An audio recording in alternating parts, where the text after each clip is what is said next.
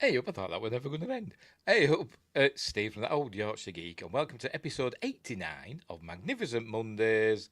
And it's Star Wars week. We've got two Star Wars episodes this week. Today, we're doing Star Wars Episode 1, The Phantom Menace, because it's its 26th anniversary today. It was released on May the 19th, 1999.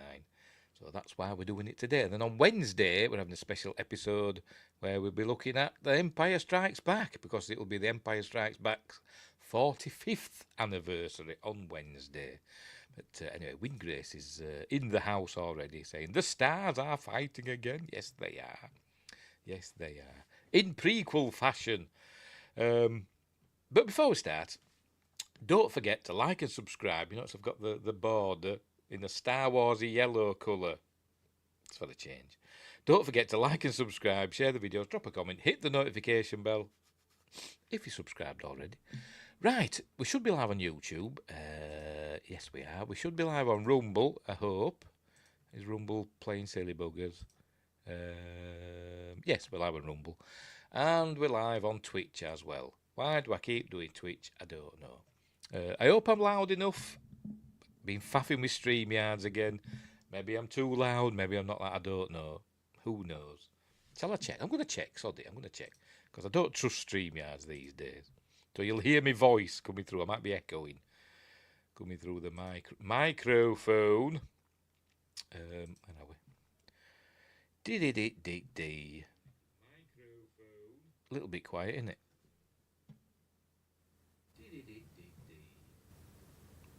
Bet that's louder. Bet that's louder. Bet that's louder. Yep, it is, right. Bet that's louder. Right, so we're off again. I'm blasting what do they say on Charlie FM, coming in your ears. That's what I'm doing. On Charlie FM. Right, so explore the description for links for stuff like merch, my books, which are underneath a pile of Phantom Menace stuff, Amazon Kindle and paperback, other websites like mercuryrapids.co.uk, thatoldyorkshiregeek.co.uk, and others. This Spotify page and all that stuff.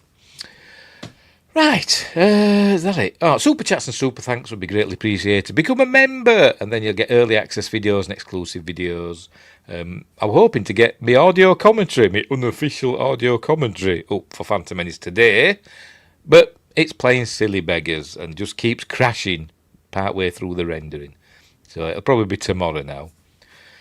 I don't know why, it just did, I don't know, but it's in the lap of the gods, so I'm going to have to do it later. Right, so Phantom Menace, a little indie film from some little company called Lucasfilm. They'd had a few other films out.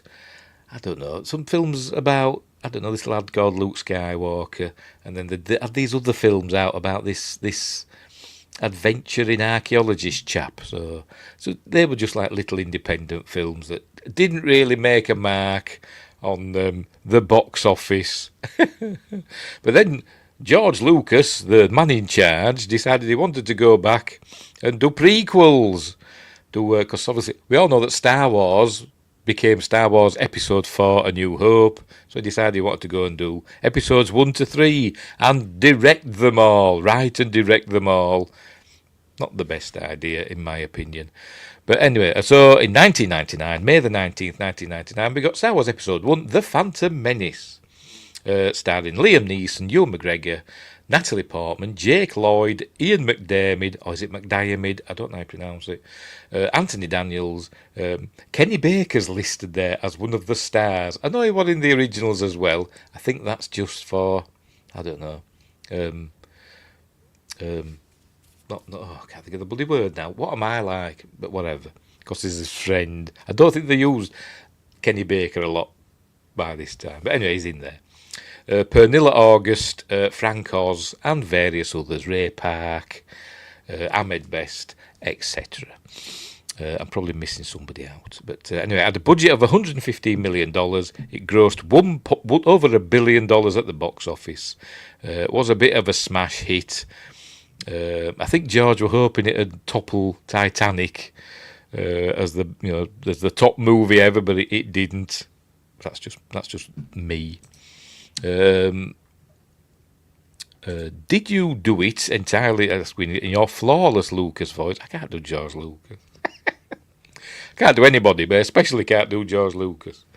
Because I don't know, he talks like that a bit. I don't know, I can't do him, man. So I'm more like Chris Eubank. Are they the ones that made the Howard the Duck cinematic universe? Yes, they did one, didn't they? They did can't call it a film, Howard the Duck. It's not good, is it? Yes, they did that one as well. And would go on to do Red Tails, which is not a bad film. Not a bad film at all. Anyway, and of course, back early on before Star Wars, he did American Graffiti, and before that, THX 1138. But this isn't a history on George Lucas's movies. Right, so let's get on with it, shall we? Obviously, we're not going to watch the film because YouTube will go mental. We're going to watch it in a series of stills. I'll try and remember all the stuff I've gleaned from watching. Not my VCDs. I don't know what I've done with the VCDs. I've got dust. I got the. Does it say somewhere VCD? There, it says it there. Look, you see it there. VCD. Is it going to show up? Is it focusing? Is it chuff? Because before I had a DVD player, I had a PlayStation 1 and I had the VCD adapter thing that you could plug in and play. And I got some VCDs. I got that episode 1 of the Phantom Menace. I got the original trilogy on VCD. They're all empty. I don't know what I've done with them. I got Austin Powers. Where are we? Dropping it. Got Austin Powers, The Spy Who Shagged Me. I also got Lost in Space as well. And I don't know what I've done with them. I've put them somewhere safe, and I don't know where I've put them. But anyway, I had it on VCD. What's this one? That's the soundtrack on CD. Yesterday, I watched the DVD, which had the original Yoda in, not the CG one. So that. I've obviously got the Blu-rays up there. I haven't got the 4Ks. I haven't bothered with the 4Ks. And yesterday, I was listening to my vinyl soundtrack because the soundtrack is amazing for this movie. Probably one of John Williams' best, in my opinion. I think it's a great soundtrack. Which is I can't remember when I got these, but it's a cool picture disc. Look. It says Star. Can you see? It says Star Wars on it. It's got stars on. It's cool. It's cool. And I was expecting to put it on and it'll be all jumping and all that stuff, but it didn't. It was fine. So there we go. I wish I knew where to put them video CDs. I've put them somewhere safe, and I don't know where. Why haven't I kept them in the case? I don't know. But anyway. Sorry, Wingrace. He says, in a world without the Disney purchase, I bet we'd have a Lucas Plus streaming service. You never know, but I doubt it. You should watch it on HD DVD. I've got several HD DVDs over there. I was HD DVD man. Oh dear. Anyway, right, so let's get on with it, shall we? As I said, we're not going to watch the film, watch it in a series of stills. I'll try and remember the information about it. Everybody knows everything about this film anyway, but sod it. Right. Oh, I haven't got just a blank yellow border, so we'll have to go with the green one, I'm afraid, sorry. Sod it, we'll just leave that on, sod it, and I will pop myself down in the corner. Which one is it? I can't remember. Is it that one? Yes. Right, and we'll add this baby to the screen, and we shall begin. The begin. Add to stage. Right, we're off. Josh. There it is, the good old 20th Century Fox logo. Excuse me. The new one, I think they did the new one in 1997, I think, didn't they? Something like that. Replacing a CG one, replacing the old one. But anyway, off we go. There's the Lucasfilm logo. I still prefer. I'm an old school. I just like the green text on the background. But anyway, there we go. A long time ago, in a galaxy far, far away, which obviously is just another way of saying once upon a time in a faraway land, because it's a fairy tale, isn't it? Star Wars, yay! Episode 1, The Phantom Menace, huzzah! Turmoil has engulfed the Galactic Republic, and the kids are thinking, what the? The taxation of trade routes. I'm not sure, how do you do that? How do you tax flying through space? I don't know. Do they have toll booths? I don't know. To outlying star systems is in dispute. So it's all about taxes and blockades. Stopped all shipping to the small planet of Naboo. When they say small planet, do they mean it is physically small? Or do they mean small as in unimportant or not powerful? I don't know. Anyway, so this is where we learn the Jedi Knights have been sent to sort it out. So then off we go. We pan down, not onto a Star Destroyer, because they weren't them. They didn't have them yet. We pan down onto, Pete's sake, there we go, a diplomatic transport ship or something. I'm sure it's got a name, but I don't know what it is. And there it is, heading towards the blockade by the greedy Trade Federation. Can you have a federation within a republic? I don't know. But anyway. So anyway, off we go. Right, here we go. There's Newt Gunray, the Viceroy of the Trade Federation. It's like sending it's like the President or the Prime Minister being there on the front lines, isn't it? But anyway. It has a name and a 6-novel series, The Ship. Yes, I'm sure it does. I'm sure it does. And Ryan Kinnell of RK Outpost has read every one of them and remembers them cover to cover. Anyway, right, so they're heading down. And by the way, we do see, as I said, there's a blockade. There's loads of ships, so we can't see them here, but never mind. And here is coming landing on the Trade Federation ship. Cool model work. Obviously, lots of CGI in this, but also lots of model work, which is cool. And then we get a first look at the battle droids. They are, and the vulture droids behind, which are essentially sentient starfighters, I suppose you could say. They are the Google car or whatever of spaceships. Anywho, right, here comes not C-3PO, TC-14. Is it Anthony Daniels in the suit? I don't know. I meant to look it up, and I forgot to. So I'm going to do it now. Is Anthony Daniels in TC-14? Question mark. No. Who played then? Lindsay Duncan. Oh no, sorry. John Fensom is in the suit, voiced by Lindsay Duncan. It's got a female voice, hasn't it? So there we go. So it's not Anthony Daniels in there. Big of a protocol droid, which kind of bolsters my theory about C-3PO in this, the way it should have been. Not a theory, but anyway. So there they go. They're taking it to a little waiting room, and they will meet Qui-Gon Jinn, the Jedi Master, and Obi-Wan Kenobi, played by Liam Neeson, and Obi-Wan Kenobi, played by Ewan McGregor, doing a decent impression of Sir Alec Guinness.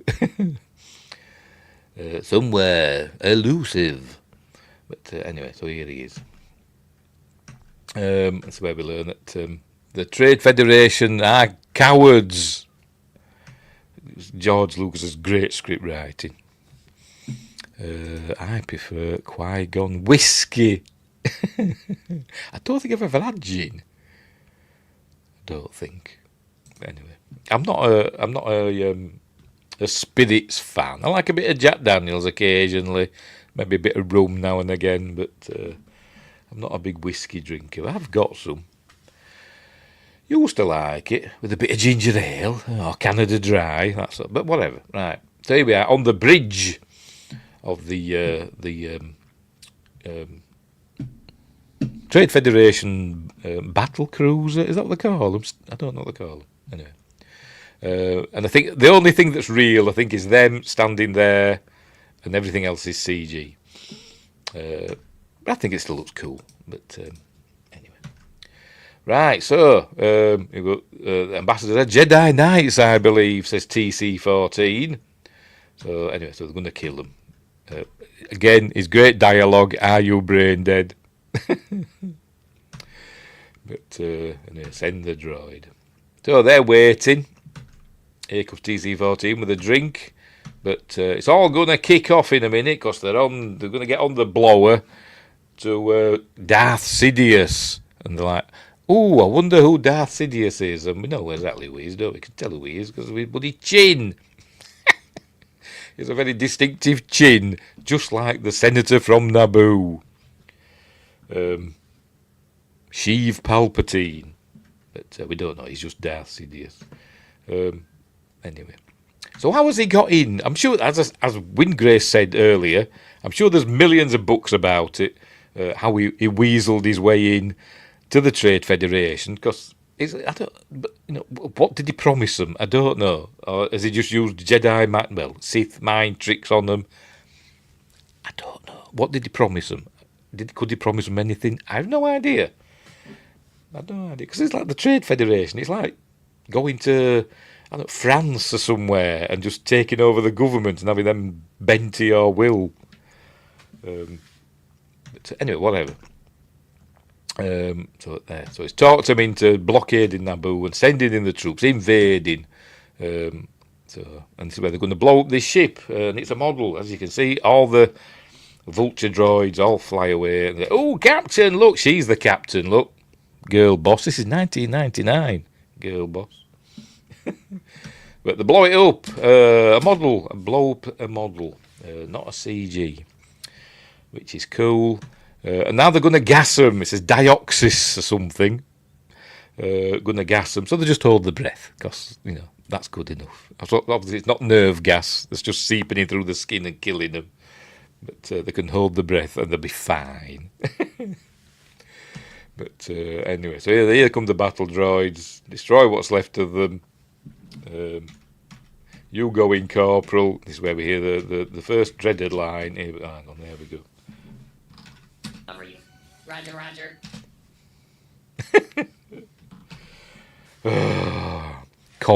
Comedy. George's comedy. Because this is the funniest Star Wars. I don't know I'm doing that.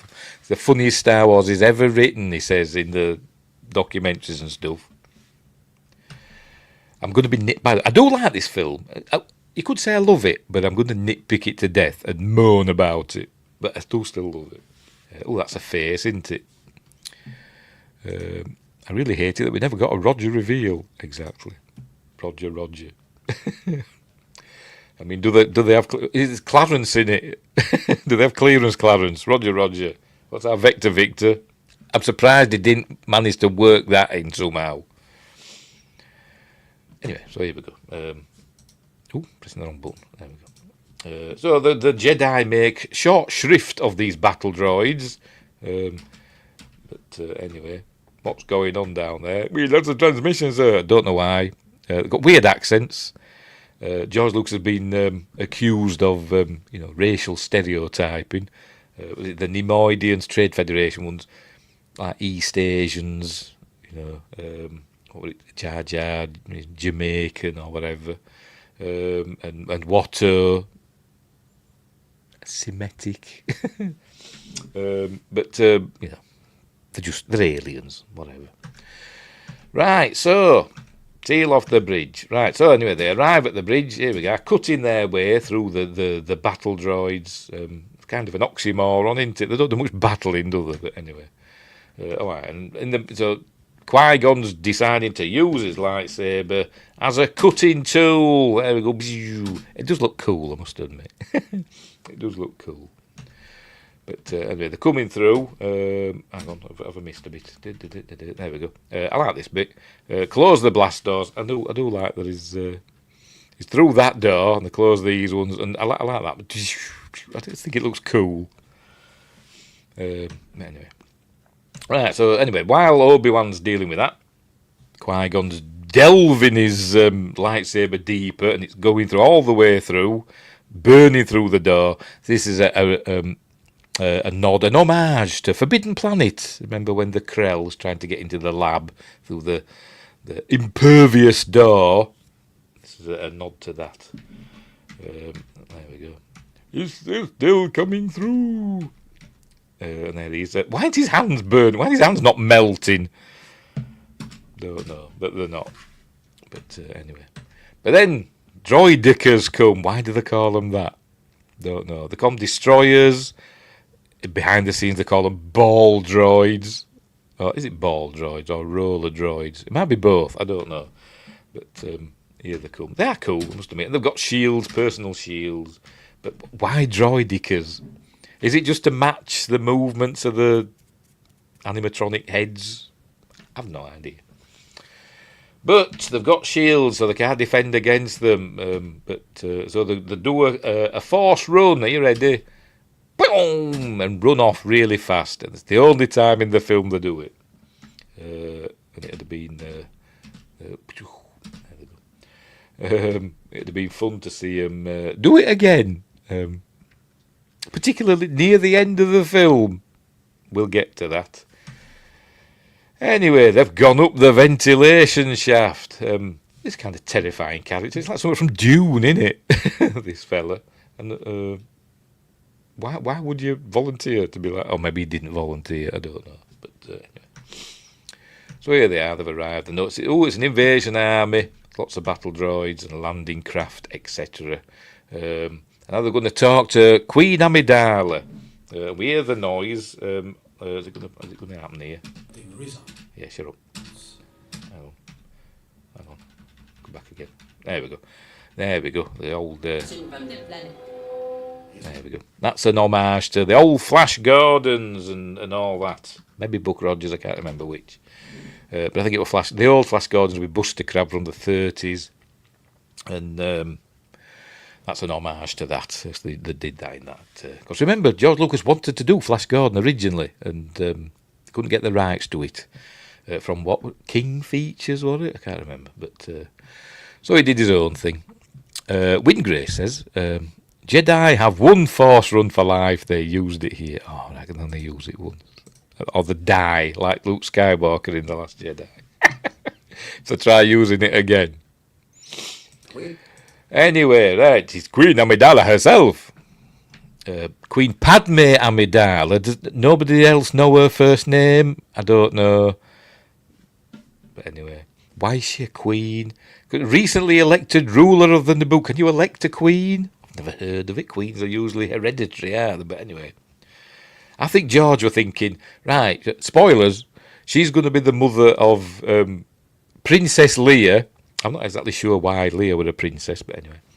She's the mother of Princess Leia, so therefore she must have been a queen. Never mind the fact that she was Princess Leia Organa. Bail Organa was just a senator. Well, Bail Organa's wife. That's it. I don't know all the canon, all the back, expanded universe stuff.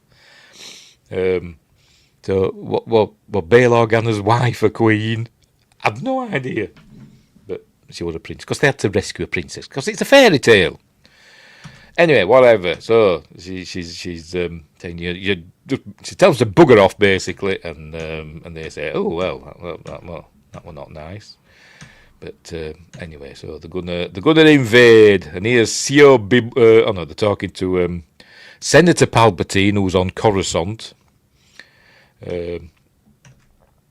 I think this is in some of the scenes on Naboo were filmed in Italy, and some of them weren't. Some of them have model backdrops or CGI backdrops, and I don't know which is which. But some of them were filmed in Italy. So we'll say this one is. I don't know. I will tell you where. Just a minute. Let's get to the Italy bits. Come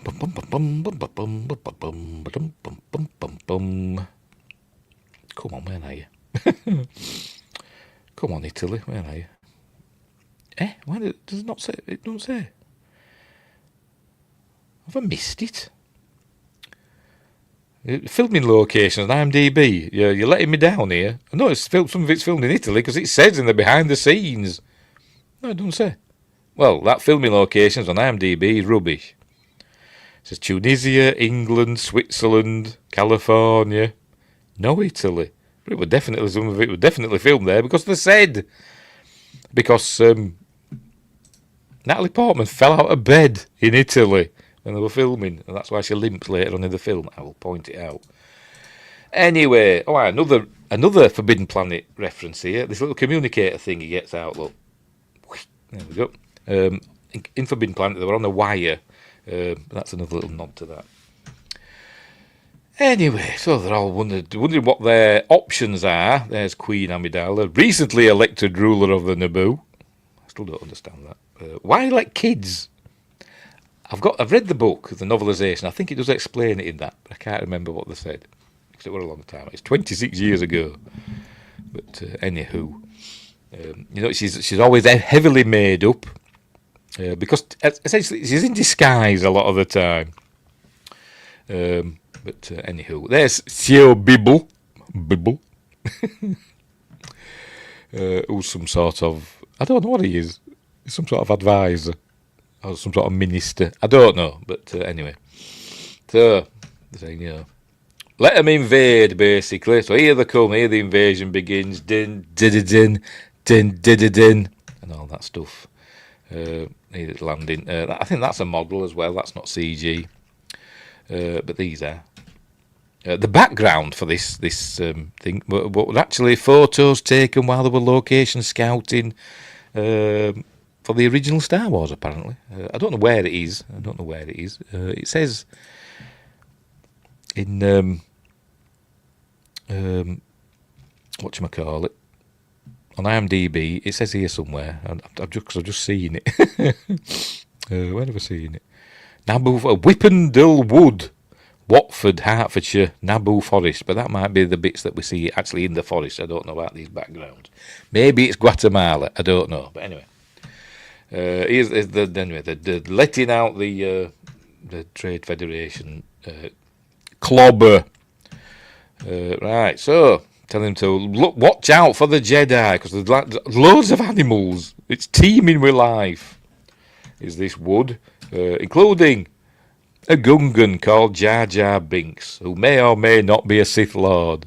Who knows? There he is, just standing about. And here comes Qui-Gon Jinn, telling him to get out of the way, but he doesn't. So he gets down, and now we hear him talk.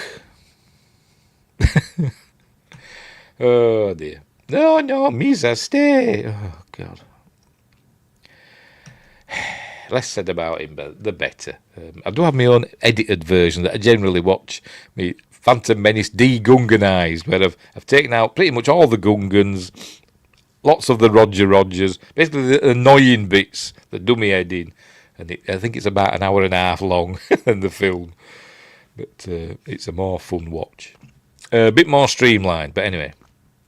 Here comes Obi-Wan, because they came down on separate ships. They said, let's go down on separate ships and meet up in the forest or whatever. But he's being chased by a droid. There we go. Battle droid on a, I forgot what they call them. It's on some sort of flyer or glider or speeder or whatever they're called. I forgot what they call them. But anyway, there we go. Qui-Gon deals with it. Oh, and here comes another one, look. Here comes another, just like his brother. And it deals with it very lazily. Oh, dear. Right, so there is the first, I think it's the first fully realised CG character in a live-action movie. Because obviously Toy Story had come out before this, hadn't it? But in a live-action movie. The original plan was for Ahmed Best, because he was there with Ahmed Best. He wore a full black bodysuit and all that, and they were just going to CG Jar Jar Binks' head over Ahmed Best's head. But they found out that it was just easier just to replace him entirely. It actually took less work for him to do that than try and match up his movements, with his blending a CG head onto a human body. So that's why we got just a complete CG Jar Jar Binks. And I think it still looks pretty good, I must admit. Because some of the CG, it does look a little bit dated compared to what we get now. Particularly Yoda, which they actually did later, but that's by the by. Anyway, right, so Jar Jar suggests they go to Gunga City, which is under the sea. Qui-Gon whiskey in the jarro. Dear.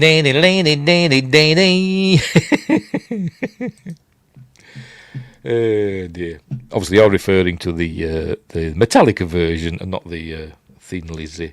I can't say the Thin Lizzy original because theirs was a cover, wasn't it? But anyway. Right, so he suggests they go to Gunga City, and so off they go.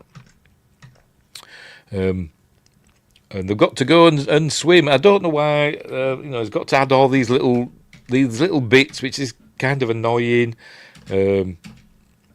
Why does he have to do this? Why does he have to do this massive? Oh, I don't know, where are we?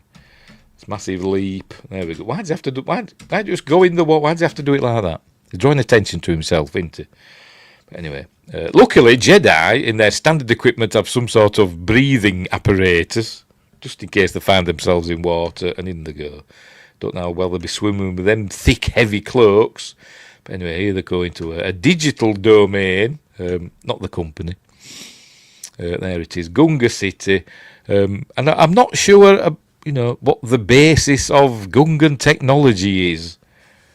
It's based around force fields, it seems, and stuff like that, obviously, because they live underwater.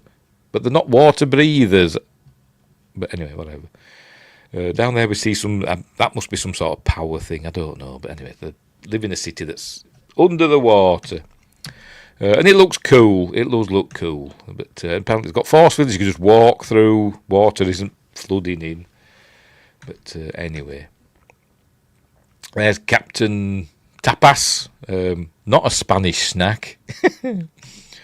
But you saying big doo-doo this time. George obviously thought it was hilarious. It is based entirely on electrified Gungan mucus. It could very well be. You could be saying actual facts for all I know. I wouldn't put it past him. Anyway, how rude. You just zapped me with a bloody cattle prod. I'd be saying more than how rude. Anyway, right, we're going to talk to Brian Blessed now. There he is. There's Brian Blessed as Boss Nass. There he is. He's a Gungan as well, but for some reason looks nothing like any of the other Gungans in the behind the scenes. They tried saying he's older than all the others, so that's why he looks like that. Or maybe he's just a big fat git. I don't know. But obviously his eyes aren't on stalks like the others. Anyway, whatever. I'd rather see them use the gold paint stick thing on him, or a Klingon one. But anyway. And then we're going to the wanting transport to get to the capital city of Naboo, Theed, to get to Theed, but they're not going to help them. So basically, use a Jedi mind trick. The Jedi just cheat and use mental powers against the Force to get their own way. Wingray says he must be a Northern Gungan. Yes, he must be. So wonder he hasn't got an Irish accent. But technically he's Northern because Northern England. Because Brian Blessed is from Leeds, I think. I think he's from Leeds. Let me check. Which is near me, in the north of England. Brian Blessed, actor, and he's a national treasure. Mexborough. Oh right, I thought from Leeds, but where's Mexborough? Near Doncaster, yes, South Yorkshire. So I thought he was from Leeds. But he's from South Yorkshire, again, which is not far from me, near Doncaster. Right. And Justin's here. Me's a happy, magnificent Monday. Hello all. Oh, stop doing that. Hello, Justin. Welcome to the show. We're just in Gunga City, and Qui-Gon Jinn's about to use a Jedi mind trick on Boss Nass, who obviously is a weak-minded fool. But anyway, we's are going to speed you away. And he's like, oh, look, he's using a Jedi mind trick on him. Obviously, he knows all about that sort of thing, because he's a Sith Lord, isn't he? It's Jar Jar. But anyway, they're going through the planet car. I never understood this. So is Naboo just water all the way through? Does it have no iron nickel core? Does that mean Naboo doesn't have a magnetic field protecting it from cosmic radiation and solar radiation? I don't know, but whatever. They're going through the planet's core. Gonna give him a bongo. My mate used to have a bongo. It's like like a little recreational vehicle. I forgot. A Mazda bongo. Did he used to have one? I think he's had two. I think. Anyway. Right. So anyway, off they go. All right, but before they go, apparently Jar Jar's going to be punished. Apparently, I don't know what punishment awaits him. Are they going to torture him or just lock him up, throw him in the drunk tank for a day? I don't know. But he decides that he's going to take Jar Jar with him. And he does. He takes Jar Jar with him everywhere for no reason. But there we go. So he says, take him. Be gone with him. I don't know why he does that. I don't know why he does that. Comedy. Right, so off they go in a bongo. Not flying, sailing. I don't know. What do submarines do? they don't sail because they're not on the whatever. Submarining through the planet car. Anyway, learning why Jar Jar were banished. Something to do with the Hablibber, I don't know. But here's some creature that's going to follow them now. I'm sure these have all got names as well, and books written about them. I'm sure I've got a Phantom Menace, visual dictionary somewhere. Probably have, which I could be using. But there it is, following them. And it is cool. I do like monsters and, cool effects and stuff like that. I do like it. But anyway, it's going to get got now, look. Wah! With its big sticky tongue. And big goober fish, huge your teeth. But so they're panicking. But then here comes another creature that's got a name as well, but I don't know what it is. And it eats them here. There's always a bigger fish. And there it is, eating the poor goober fish. Right, meanwhile, back on the droid control, not droid control, the droid control ship. Darth Sidious is back on the horn to him. Notice the door's wide open, because remember, apparently it's a way being mended. I haven't had new doors fitted yet. So he's saying, look, I have the Senate bogged down in procedures. So do they know that he is Senator Palpatine, Ovaltine? I don't know. But anyway. He says, you didn't tell him about the missing Jedi. Yeah, but whatever. Right, anyway, so they're heading... Are they at the planet's core yet? I don't know. Have they gone through it? Does that lead to it? And it seems to lead to a cave where more danger happens because the power goes out. Pardon me. But not enough to release the force field. It's not glass, is the canopy. It's a force field, which we'll see later on. The power goes out. Obviously, it runs on a different power system to everything else. Anyway, as we're looking, we're seeing... let's look back again. Let's go back a bit. You can see things in the background moving about on the wall somewhere. I've gone too far. No, I haven't got there yet.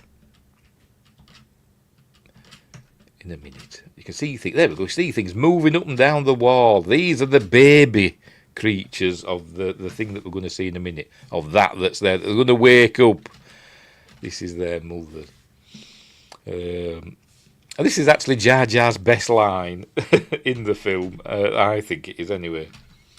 Monsters out there, legally here, all seeking and no power? When are you thinking we set in trouble? Worth it just for that, in my opinion. But anyway, they wake up, that creature, monster's back, and I think Qui-Gon does a Vulcan neck pinch on Jar Jar here. By the way, Jar Jar there looks very fake, doesn't it? But never mind. Another creature. Again, I'm sure it's got a name. It says panicking. Here we go. Vulcan neck pinch, Jedi neck pinch. There you go. Knocks him out. George, you're stealing from Star Trek. Unbelievable. Anyway, so they're heading out. It's obviously reminiscent slightly of, the space worm in Empire Strikes Back, which we'll see on Wednesday. There we go. The bigger fish saves them again, and gets that other and kills the poor. There we go. Kills those little baby ones have now not got a mother thanks to the Jedi. Tell you, they're worse than Lara Croft. Right, so there we go. Flying through to the planet's core. Maybe that leads to the planet's core. I have no idea. But anyway, so right, we're on Naboo now, on the surface, on the Windows Vista desktop landscape. It looks like it. Apparently it's in California. Apparently. I think it says here somewhere. I've seen it somewhere. Where have I seen it? Naboo Great Grass Plains, Livermore, California. I wonder if it is the Windows Vista place, because it does look a lot like it. But I know Windows Vista came out after this, didn't it? This is 1999. Windows Vista were early 2000, wasn't it? Anywho, so here's the armies of the Trade Federation marching on Theed. There it is, the capital city of the Naboo. There's Queen Amidala. Trailer shot in it. Why has she got these lights? I don't know. It's like she's put them around there because she's cleaning or something, didn't she? Or they put cones round her while they clean up. Anyway, right, so here come the tanks and the droids and all that, and they basically just walk and that's it. There doesn't seem to be any. It's like they all just surrender, without a fight. Which is a bit poo, isn't it? It's Star Wars for crying out loud. But anyway, right. So here we go. They arrive in. There we go. In Theed. Nobody notices them, obviously. But here we see that it is. It's force fields. There we go. It's not a canopy. It's force fields. So when all the power went, it didn't affect the force field. Anyway, apparently after this scene, they're supposed to actually almost go over a waterfall. Here we go. Windgrace has been Googling. Windows Vista was photographed by Charles O'Rear in 1998 near the Napa-Sonoma County line in California. There you go. So maybe is it close to this? What is it? Livermore? I don't know. Let's have a look. Let's click on it, see what it says. See what it says. See if it says Windows Vista. No, it doesn't say. Never mind. Right. So there you go. Where were we? Oh yeah, there were. Is that you, Princess? You making noises? My cat's making noises. They were supposed to actually have a bit here where they almost went over the waterfall because Theed is built on a plateau or something where there's lots of waterfalls, and they're supposed to almost go over the edge, but not quite. So, but they decided to cut it out. I think it is in the deleted scenes, but it was a never finished scene. Right, so here comes the Queen with Newt Gunray and Bibble and battle droids. But as you can see, that it's not Natalie Portman. It's one of her handmaidens pretending to be the Queen, but nobody else seems to notice. Even though she looks nothing like Natalie Portman. This is Keira Knightley. This is pretending to be the Queen. What's her name? What's the character's name? I can't remember. Come on, Keira, where are you? Where are you? Sabe. She's Sabe. We've got Sophia Coppola, however you pronounce it, as Sashay, Candice Orwell as Yanni, Liz Wilson as, how do you pronounce that? Erte, and another one called Rabbi, played by Christina De Silva, I've got her autograph. I met her at a convention, and she was very nice. So basically just, surrendering, and they're going to process them. They're going to take them basically to putting everybody in camps, apparently. But here come the Jedi to save the day, in their case. But as you see, Jar Jar, They all jump down, but Jar Jar grabs on again because he's not daft. Being, a Sith Lord, look, he just hangs on there. And anyway, so they take out the battle droids super quick. Now then, bit of cool lightsaber skill here. Luckily, his lightsaber de-ignites or turns off before he clips it back to his belt. Look, turned it off super quick, didn't he? But he gets this battle droid, and it does a Homer Simpson. Oh! Easter eggs. It's fun, isn't it? Anyway, right, so they get them off the streets, grab the droids' guns. Luckily, they're not built in.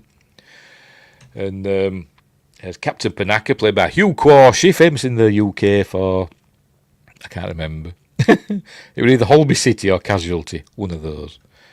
A medical drama. So they decide they've got to go and get them to Coruscant. Here we see, hang on, in a minute, where are we? There we go. Here we're going to see Keira Knightley pretending to be the Queen, doing little code words to the actual Queen who's there. Is that Sophia Coppola there? I don't know which is which, but anyway. Doing little code words like, hang on, where are we? Hang on, where are we? Where is it? Oh, for Pete's sake. There we go. Either choice presents a great danger to us all. That's obviously a code thing, because the actual Queen says something in code back. We are brave, Your Highness. And then she's thinking, she's going through the code book in her head. Like, that means we've got to go to Coruscant. So she says, right, we'll go to Coruscant, or as Jake Lloyd kept calling it, Coruscant. Bless him. Right, so here they go. They've got to free them pilots, and now it's all going to kick off again because we've got this Jobsworth battle droid. Where are you taking these people? To Coruscant. Well, does not compute, so they just kill them all. By the way, apparently the reason the battle droids walk with that little waddle is because it's Ben Burt. He did some of the motion capture for them, apparently. And he walks with a bit of a duck waddle. That's how he described it. So there you go. So they take out all them. Obi-Wan takes out the battle droids and frees the pilots. They all run into. They don't run to their starfighters. They also run onto this Nubian J-type star cruiser. Here we go. They take off and off they go. And we're going to meet R2-D2 in a minute. There they get the blockade. Pew, pew, pews. Cool stuff. Right, so here we are. We meet all these droids. I'm sure these have all got names as well. Apparently they've all got little labels on with their names on. We've never seen. But Captain Panaka knows where to look. The ship's hit. So this is what we've seen, what astromech droids were designed for. To fix ships and stuff. So here they go. There's R2, look, there he is. And it says, how rude again, because R2 bumps into him, because, whatever, comedy. But anyway, so they're fixing ships, just like the little, what they call them, ambuquads. No, that was Buck Rogers, wasn't it? Drones. The drones off silent running. They're all getting destroyed. Poor things. Phew, we're running out of droids fast, but R2's lucky. It seems, or maybe he's got the Force, who knows, but he doesn't get destroyed, and he fixes the shields, and he keeps turning and looking into camera, does R2, just a minute, there we go, keeps turning and looking into camera, look, bad actor, maybe it's Kenny's looking into camera, so anyway, so they get through, and they escape, and off they go. But the hyperdrive's leaking, so they're going to Tatooine instead, which is a long way from the Trade Federation, apparently. So off they go. Meanwhile, Darth Sidious is on the toilet, it seems. Apparently, I don't know. But he's learning that, they can't find Queen Amidala, and the ship got through the blockade quite easily. So now he's going to send Darth Maul. Here we go. There you go. My apprentice, Darth Maul. Now there are 2 of them. So anyway, right. So here we go. Now we're going to learn R2's name because it's printed on his side apparently. So what is its number? And he just looks. There we go. It's written there. It seems. Is it? R2D2. Now, my headcanon for this would be, why do they have 3PO there? Why do they have to have, spoilers for what's coming, Anakin Skywalker reconstructing, because he didn't build 3PO out of nothing, he's mended him basically, hasn't he? But he must have had the Taco Bell. I don't get that. I don't get that.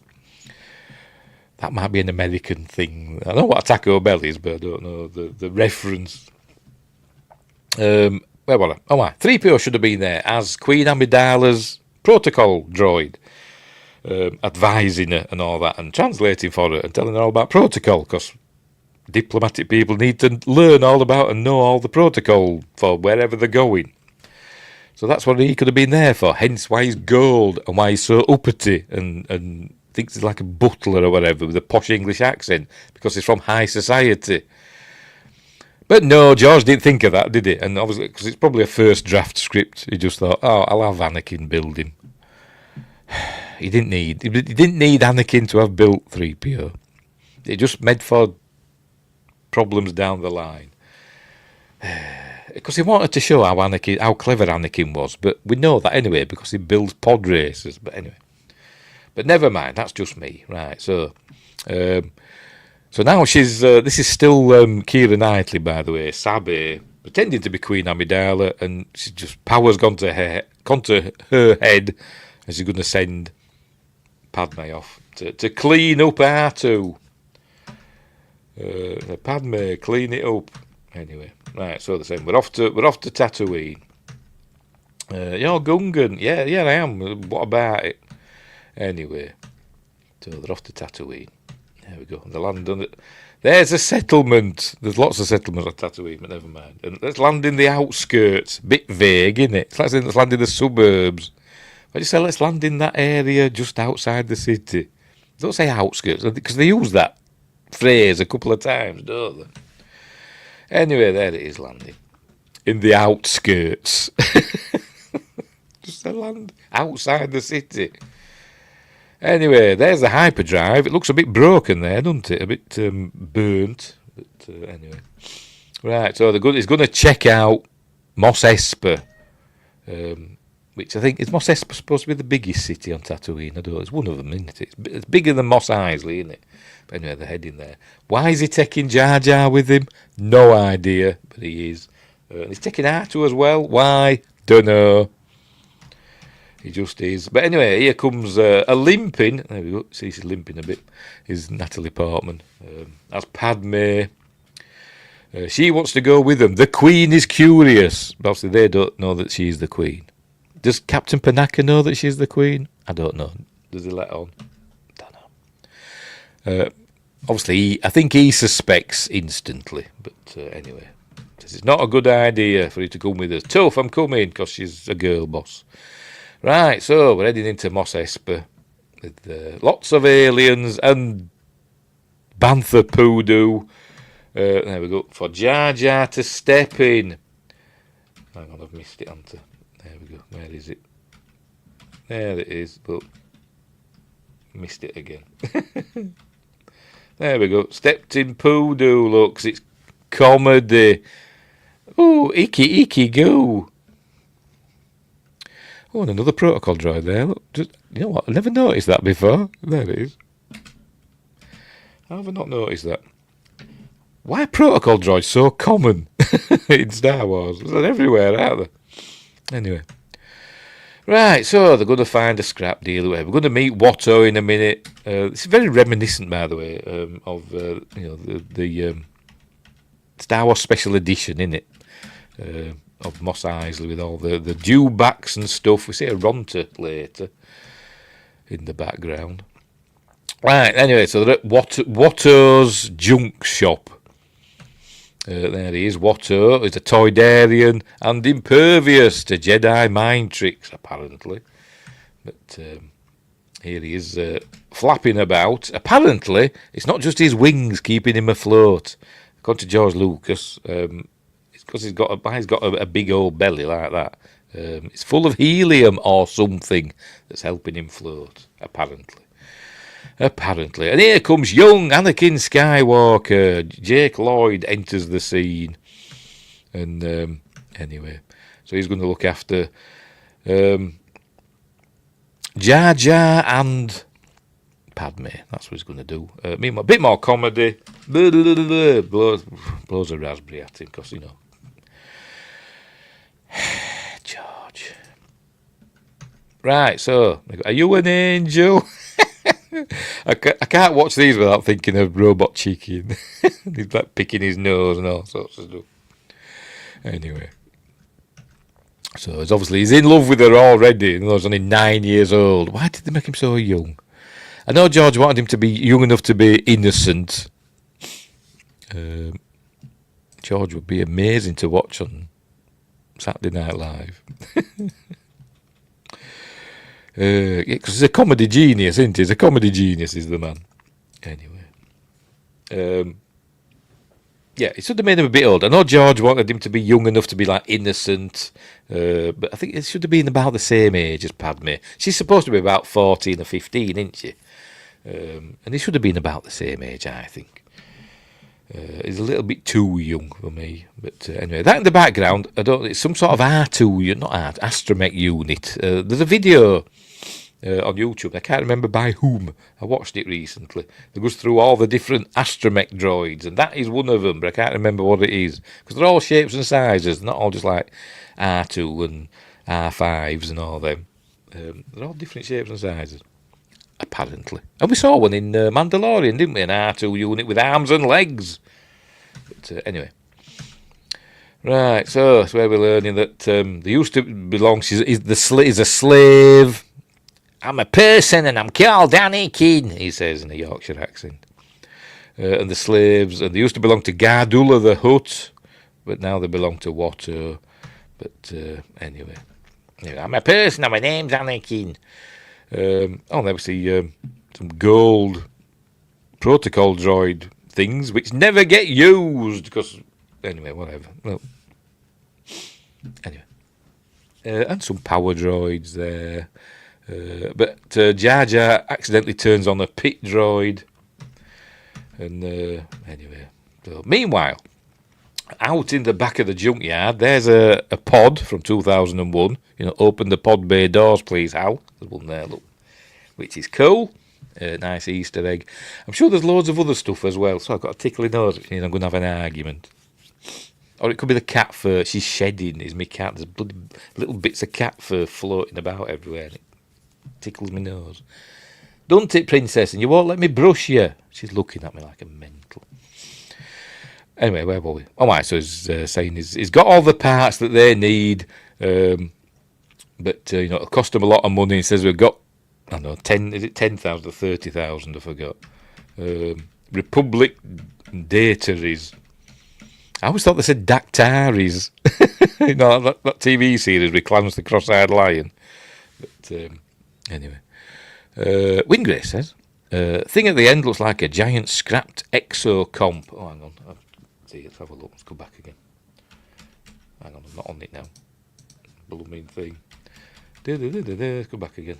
That. Yes, it does, doesn't it? It's a giant peanut hamper. Isn't it? Anyway, there we go. So it says we've got where are we? Are you going to pay 20,000? See, I was wrong. I said 10,000 or 30,000. It was in between. It was the mean Republic dataries. I always thought it says dataries or something, doesn't it? I always thought it said dactaries, which I used to love when I was a kid. I used to love the opening titles for that. With Clarence the Cross-Eyed Lion. I once saw somewhere that somebody said these are all Terminators, T-800s in the background, which I don't think they are. I think they're them 2-1B medical droids, aren't they? I think that's what they are. But I think that's what they're supposed to be. And there's pod racer engines there as well. I'm sure there's loads of other stuff, but I don't know what. Anywho, so it won't accept Republic credits. So he tries to use a Jedi mind trick on him, but it doesn't work. Might just grab him by the throat. That's what he should do, shouldn't he? I mean, what's he going to do? Maybe he's stronger than he looks, I don't know. Just grab hold of him. Say, look, you little shit. Give me what I want. I need to get off this godforsaken planet. That's what I'd be like. And free Anakin and his mother while you're at it. Give me the code for the explosive things. Was that a real thing? Or were they just lying? I don't know. But anyway. So, they've got to find another way to get the money. They've got to go on a side quest now to find some other money.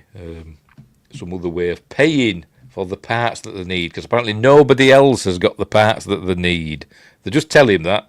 I don't know if they go looking and find out that it's true. Maybe they just take him at his word. But anyway, I'm just looking in the background to see if I see anything else. I wonder what that is. Don't know. What's that? Is that E.T.'s ship? You know E.T. At the end, when E.T.'s ship comes down in the forest at the end. We're all crying. Is that? I bet it is, you know. It might not be. I don't know. We see Indiana Jones later on. Right, so off they go. Bye, love you. I'm going to marry you one day, surreptitiously. But anyway, so off they go. Right, so asking if there are any other forms of payment. Oh, a few containers of supplies. The Queen's wardrobe, maybe. I bet she's got a big case, you know, like Princess Vesper in Spaceballs. I bet the Queen's got a big, massive hairdryer or something. Or curling tongs. Anyway, oh, there's a Ronta, look. There we go.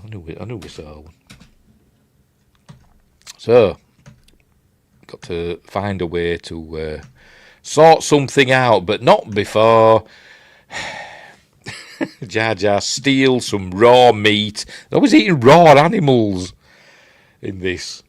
I'm guessing it looks raw. It doesn't look cooked anyway. Whatever it is, takes one of them, and this fell in a terrible mask of all these amazing CG effects. Like Jar Jar, I'm going to see Sebulba in a minute, and then they stick this fella on with a terrible bloody mask. Look at it, it's awful.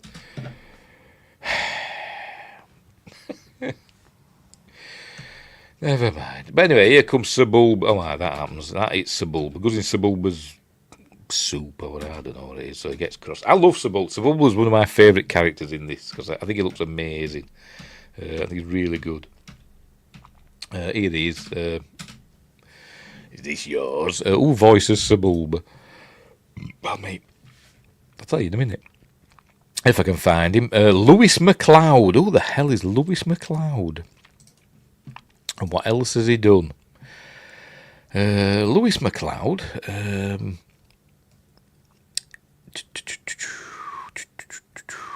He's done lots of voice work, video games. Played Tony in The Lost King, never heard of it. That's about it, really. Oh, I did some stuff in Spitting Image, the new Spitting Image. Yeah, lots of TV. Nothing I've seen. Xenoblade Chronicles 2, we did voices in that. I've not played it. He was in The Crown. He was in The Crown as Ian Tennant. I've never seen The Crown. Never seen it. Oh, did a voice in Horizon Zero Dawn as well. So lots of voices and TV stuff. So there we go. I'm sure there's something amazing in here that I'm just not noticing. Because he's done a lot of stuff. And he's played Sebulba more than once. Yeah, anyway, whatever. Where were we? Anyway, so he's Sebulba, who is a Doug from the planet Malastare. All these people are watching on and not really reacting. But there's a fight breaking out. But as I say, it's a Doug from the planet Malastare, and they walk on their hands and use their feet for grabbing things and all that. I think it's cool. Justin says The Crown was very good. Oh, I've never got round to watching it. I think it's on Netflix over here. I think. Anyway, is that supposed to be? I forgot his name. That Jedi. I don't know his name. He fell in love with Asajj Ventress. You know what I mean? Is that supposed to be him?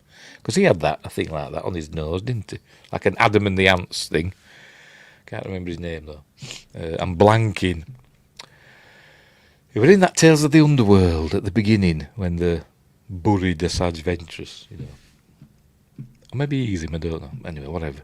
So anyway, Anakin steps in, and does he use the Force on him? I don't know, because he stops him fighting, but he says he's a big outlander, and you know they call each other Bantha Poodoo and all that stuff. Right, so thank you. So anyway, a storm is brewing apparently. So here comes a big sandstorm, and oddly enough, I think a big sandstorm did actually hit, or a big storm, not a big sandstorm, a big actual rainstorm, thunderstorm, did hit where they were filming in Tunisia, and nearly destroyed all the sets. They were saying the water were just flowing down the streets. The worst for, you know, a million years or whatever. Star Wars always hit by, you know, the worst stars for 50 years. I think the same happened in the first Star Wars film, didn't it? And it happened in Empire Strikes Back with the snowstorm, didn't it? But maybe it happens in all of them. I don't know. But anyway, so it says, "Where's your ship?" What are pallies? You'll like these pallies. I've no idea what they are. But this is a chance for Anakin to get a good look. There you go. At Qui-Gon's lightsaber. Sorry, his laser sword. But anyway, it says our ship's in the outskirts. Remember, you know, it's in a very definite place. The outskirts. It's not just it's outside the city somewhere. Oh, you'll never get to the outskirts in time. Just keep repeating that word. Of course, George is a terrible writer, isn't he? But and nobody dare, because he's Palpatine, isn't it, in Lucasfilm, nobody dare tell him what this film needed. What George needed was another Gary Kurtz. And sorry, Rick McCallum, he seemed like a very personable chap, but you know Gary Kurtz. Anyway, I think he meant pallies as a plural of pally, like what Vic Fontaine says. So it was a term of endearment, was it? Anyway, I always thought he said powders. I always thought he said you like these powders. That doesn't help either, does it? I just keep mishearing things. Anyway, right, so he takes it. You can come back to my place. And I'll be like, what? Where a slave lives? It'll be horrible. Probably just a big dormitory with all the other slaves. But no, it's a lovely place. In these are actually grain silos, or whatever they call them, in Tunisia, which George wanted to use in the original Star Wars, but they didn't get round to it, or they couldn't, or whatever. But decided to utilise them in this one for the slave quarters of Mos Espa. So here we go. So they arrive at a slave house that's nicer and bigger than where I live. But anyway, so here she goes. What does she do, by the way? What does Shmi Skywalker do for Watto then? I have no idea. Because Anakin fixes stuff for him, because he's good at mending things. What does she do? Is she just Anakin's mother? I don't know. Anyway, look, Mum, I've just brought these strangers home. Okay. Anyway, I'll come and show you 3PO. Oh, he's going to take going to take this girl to my bedroom, to my statue of Maz Kanata. Maybe he is. Maybe George has got it all worked out, and he told them, when you do the sequels, put Maz Kanata in it, because I've got a statue of her. Anyway, so here he goes, showing the 3PO, no coveralls. It's not. They should have just. They didn't need it, did they? They didn't need 3PO. Didn't need him to have built 3PO, because it doesn't affect the film at all if you move 3PO to Queen Amidala's ship. Anyway, they ignored all of his ideas for the sequels, except that one, yes, because they really, really wanted Maz Kanata in it. Oh dear. Anyway, so I built a protocol droid for my mum, you know, my slave mum who really needs to know all about protocol and stuff like that. And human cyborg relations. I've never understood that. So anyway, he gets up there and goes, I am C-3PO, human cyborg relations. What does that mean? So, does it just let humans and cyborgs get along? I don't know. In my commentary, I said it should work well as Darth Vader's protocol droid, you know, human cyborg relation. And I realised, actually, he's Darth Vader's in this. Because Darth Vader made him. Which he shouldn't have done, but, you know, it's tough. Anyway, obviously this is a puppet. It's not Anthony Daniels, not in there. He's just providing the voice. It's not even puppeteering him. There's actually a puppeteer behind him, and like a blue suit. But anyway, so it's where the meets R2. But they should have met on Queen Amidala's ship. But never mind. Never mind. There's Bibble talking to not Queen Amidala. Basically, he's been held at gunpoint and telling them to, you know, contact me. You must contact me. But they tell him, no, don't send. They'll trace your call. It was just to show how powerful Anakin is. Yes, but we don't need. We already know he can build things because he builds a pod racer, doesn't he? So we don't need to show that he's built a droid. As I said, it should have been C-3PO. Should have been Queen Amidala's protocol droid. But anyway, right on Coruscant, which has a moon that looks very much like ours, but never mind. This is where we're going to hear the voice of Darth Maul. He's going to send him off to Tatooine, and there we go. We're going to hear the voice of Peter Serafinowicz. Not the voice of Ray Park. Peter Serafinowicz. Who you may know from Shaun of the Dead and other stuff. The Tick. We're in The Tick, wasn't it? There's a sandstorm. Looks very much like a model, that, doesn't it? Right, so they're having dinner. They're having dinner now. This is where we learn they've got explosive devices in them. He says spoon, does he? Peter Serafinowicz. I don't know that one. Is that in The Tick? I don't know, because I only saw a little bit of it. I haven't seen all of The Tick. Anyway. It's where we learn they've got explosive devices in them, because they're slaves. As you try and run away, they blow you up. So can't they take him out? There must be some way of deactivating him, because he takes Anakin with him, doesn't he? Anyway, apparently Anakin is the only one that can do pod racing. They're pod racing on Malastare, which is where Sebulba's originally from, I imagine. So I'm the only human that can do it. There you go. Hang on, have I missed a bit? It says, you must have Jedi reflexes. And then just to emphasise that, there we go. He catches Jar Jar's tongue to show that he's got Jedi reflexes. Is that the Tick's cat? Oh, right, okay, fair enough. As I said, I didn't see much of it. Anyway, there you go. So that he's got Jedi. And then he says, you're a Jedi Knight, aren't you? There you go. I saw your laser sword. Not lightsaber, laser sword. So maybe I stole it from a Jedi. I don't think so. I think you're here to free all the slaves. No, I'm not. I'm not. We're on his way to Coruscant, and the ship's buggered, and we need bits, and only Watto's got the bits. Says, I can help you.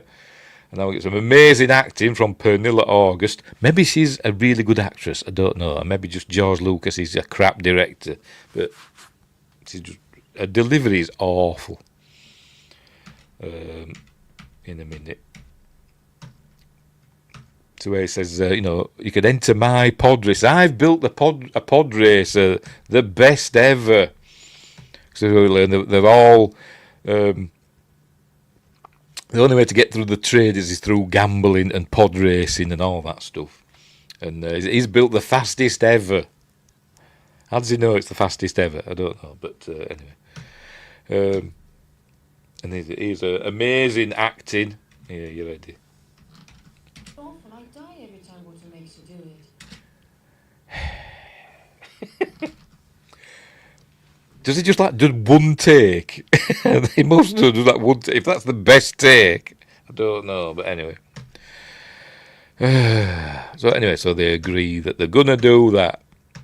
They're gonna enter Anakin into the pod race, which is the best part of the film, in my opinion.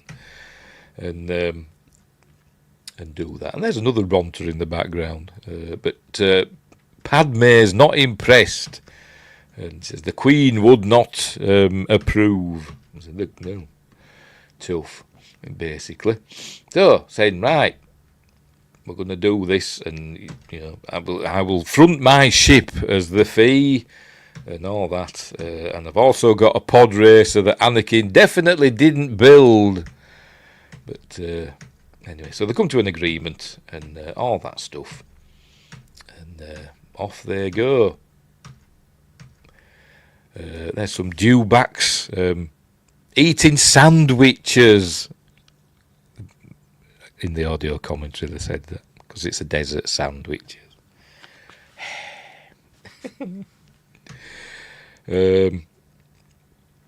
Right, so it says, right, we've got to do this. It's on the communicator to Obi-Wan. And there's something about this boy, and this is where we're going to learn that is a immaculate conception. He's Jesus. He's Jesus Skywalker, isn't he? That's what he is. Because he says, who's the father? He says, there was no father. I carried him, I gave birth to him, I raised him. I can't explain it. Yeah, of course. So there we go. So now he thinks they were created by the Force. A virgin in the Force has created him. And there's been theories about it, haven't there? Is it canon that it was either Plagueis or Palpatine that created this virgin in the Force, that created Anakin? I don't know. I'm sure I saw somewhere that it's sort of canon, but maybe not. Anyway, here's this pod racer that he's built without anybody knowing about it. I don't know how nobody knows, but it's there, look. For slaves, they've got a lot of, going on for them. They're not exactly shackled, are they? But anyway. Anyway, so here it is. Here's a pod racer that is built. Cool. Fastest ever. But I think these are George Lucas's kids, not him. That's Kitster. There's Warwick Davis as Wold. Apparently all Warwick Davis's characters in Star Wars, the names begin with W, apparently. I think that's the case. We've got Wicket, Wold, and others. I forgot all the names. But anyway, so these are George Lucas's badly acting kids. You're such a joker, Annie. Come on, let's go play ball. You'll be bug squat. Whatever. I said, you've been building this for years. It's only 9. When did they start building? When they were 5. And there's a moisture evaporator in the background. They're indentured servants, not really slaves. Semantics win grace. I'd say the slaves if they've got explosives built into them. But anyway. And they buy and sell them. Right, so, I think that is actually, is it? Hang on, let me see. I think that was actually Ahmed Best's hand, not a CG hand, I think. Anyway, sticks his face in the energy binder, whatever it's called. Makes his tongue go numb so he can't speak properly, but he couldn't speak properly anyway. Then he gets his hand stuck in the engine. George Lucas is saying, all the kids watching are now terrified. He's going to get his hands ripped off when they start up the pod racer. But no, all the kids are like, it's stupid. But she gets his hand out, everything's fine, there's no tension whatsoever. Anyway, so they fire it up and it works.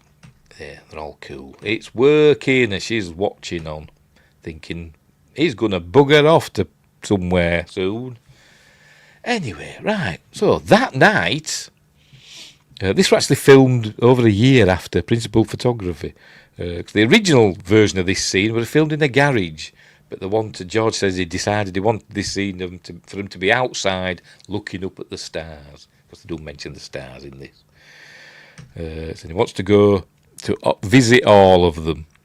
And this is where he takes the blood sample. He says it's to test for infection, but it's not really. He's wanting a midi-chlorian count. This is where we're introduced to the notion of midi-chlorians, which, because George needed some way to show us how powerful in the Force he is. It doesn't really make a lot of sense. Because the Force is still the Force. The energy field created by all living things that surrounds us and protects us, surrounds us and penetrates us and binds the galaxy together. But we need midi-chlorians so we can communicate with the Force and wield it, apparently. George Lucas obviously just read a book or an article about mitochondria, which are the energy producers for cells. I thought, I'll steal that, change it a bit, and turn it into midi-chlorians. But he needed a way to measure it, because that's how they're doing it. Rather than just saying, he's strong with the Force, they needed something physical. That's why he did it. So that's what he's doing there. All right, as I said, it was filmed over a year after principal photography, and it'd actually grown about 4 inches at Jake Lloyd's. That's why they've got him sat down, so you can't really tell. Pardon me, have a drink. Right, so there we go. Right, so he's on the blower to Qui-Gon, Obi-Wan. Oh dear. Test this blood. He's got a midi-chlorian count of 20,000, which apparently is a lot. Even Master Yoda, 20,000 what? I don't know, but even Master Yoda doesn't have a midi-chlorian count that. No Jedi has. Dun dun dun. He is the chosen one. She knows. Look, she knows because she knows that Plagueis or Palpatine or somebody was there, or whatever. Anyway, here comes Darth Maul in his TIE fighter. Except it's not. It's supposed to look like one in it as it goes in. Just a visual reference connection. Poetry rhymes. So here he comes. It lands. We can see it's not a TIE fighter. It's got a pointy bit. There we go. It's got a pointy bit on it. It just looks like one a bit from the back. So here he arrives and he's checking out the local settlements. So I don't know. Is that Mos Espa? And he looks at another one. There's another one there. I don't know what that one is. Another town. We don't know the names of the other towns. And there's actually a third one, but I don't think he looks at that. And he sends his probe droids after them. Here they come. There they are. Which kind of remind me of the helmets of, the beginning of Alien. You see the helmets on the consoles, and all the screens come on. They're all reflected in the helmets. Kind of remind me of them helmets.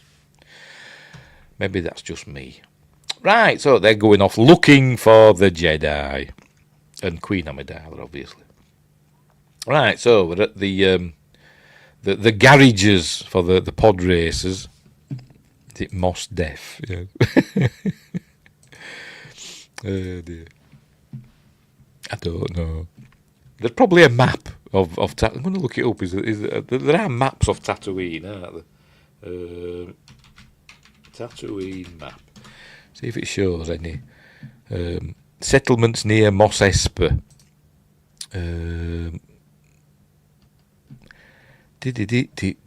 Images.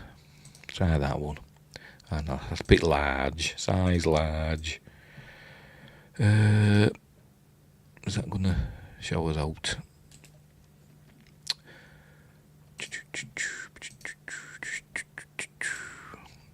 Right. Mos Espa. Oh, yes, there we go. That's probably what we're looking at. Shall I show you? Right. Just bear with me.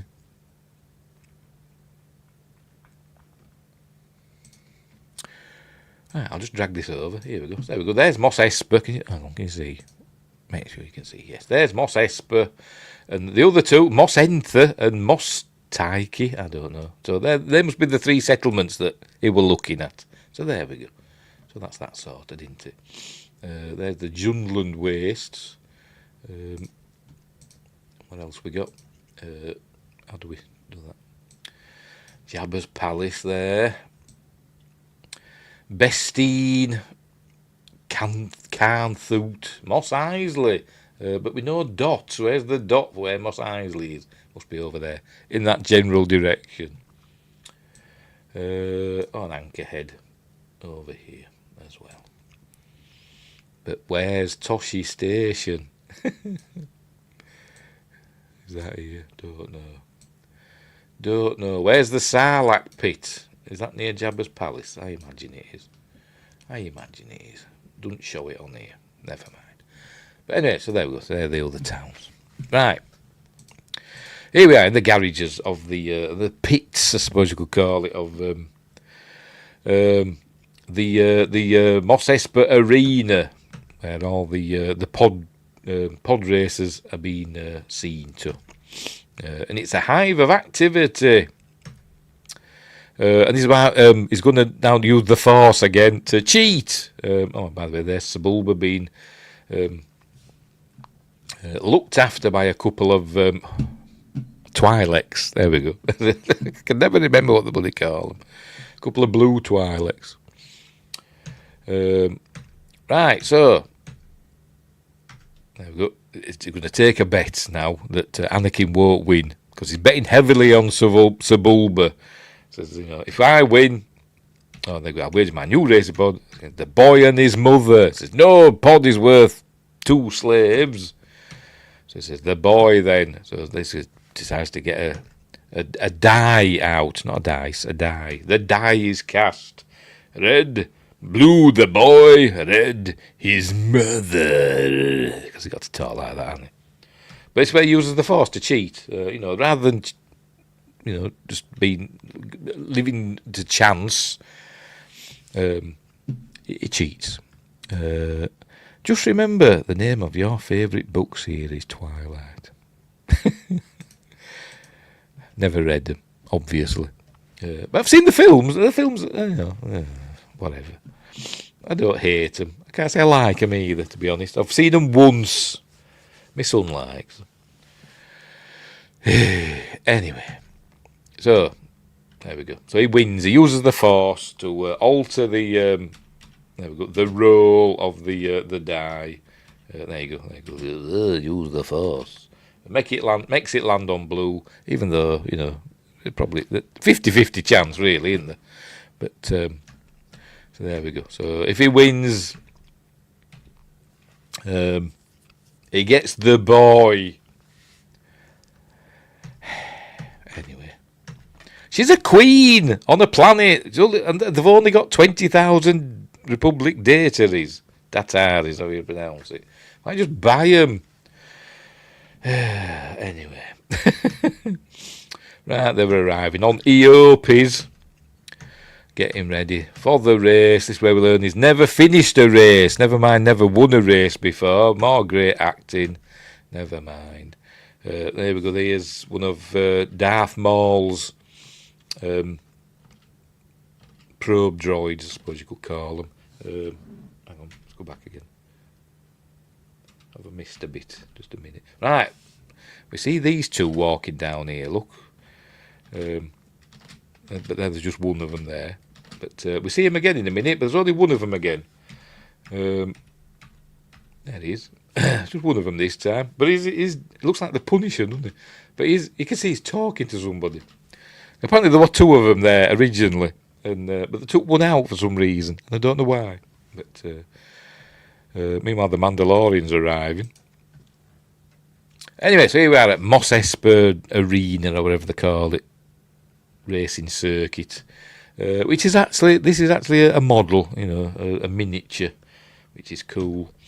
And in the wide shots like these, a lot of the crowd are actually just painted Q-tips, cotton buds, which is cool. Which is an old thing. They did it on stuff like Ben-Hur and old films like that. Anyway, right, so here's the announcer, a two-headed announcer.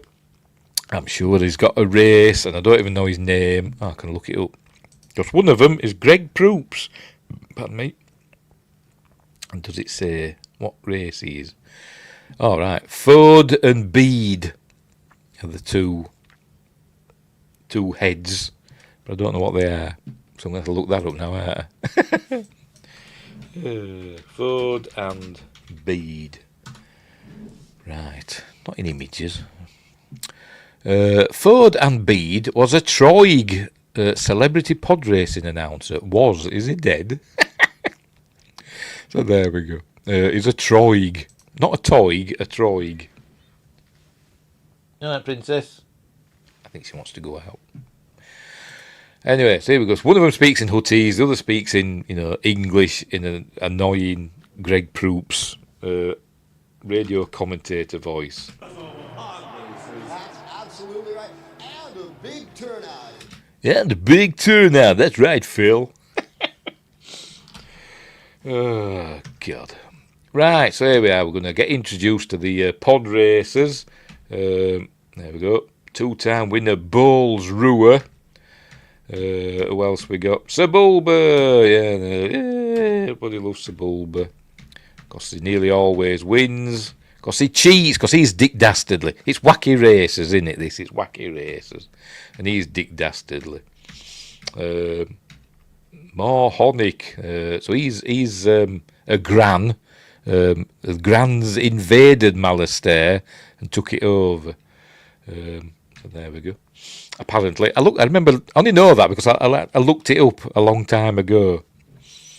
So there we go. And it's something I've remembered. I don't remember a lot of things, but I just remembered that. Lots of alien heads and masks. Clegg Holdfast, that's a cool name, isn't it? That's a Yorkshire name, Clegg Holdfast.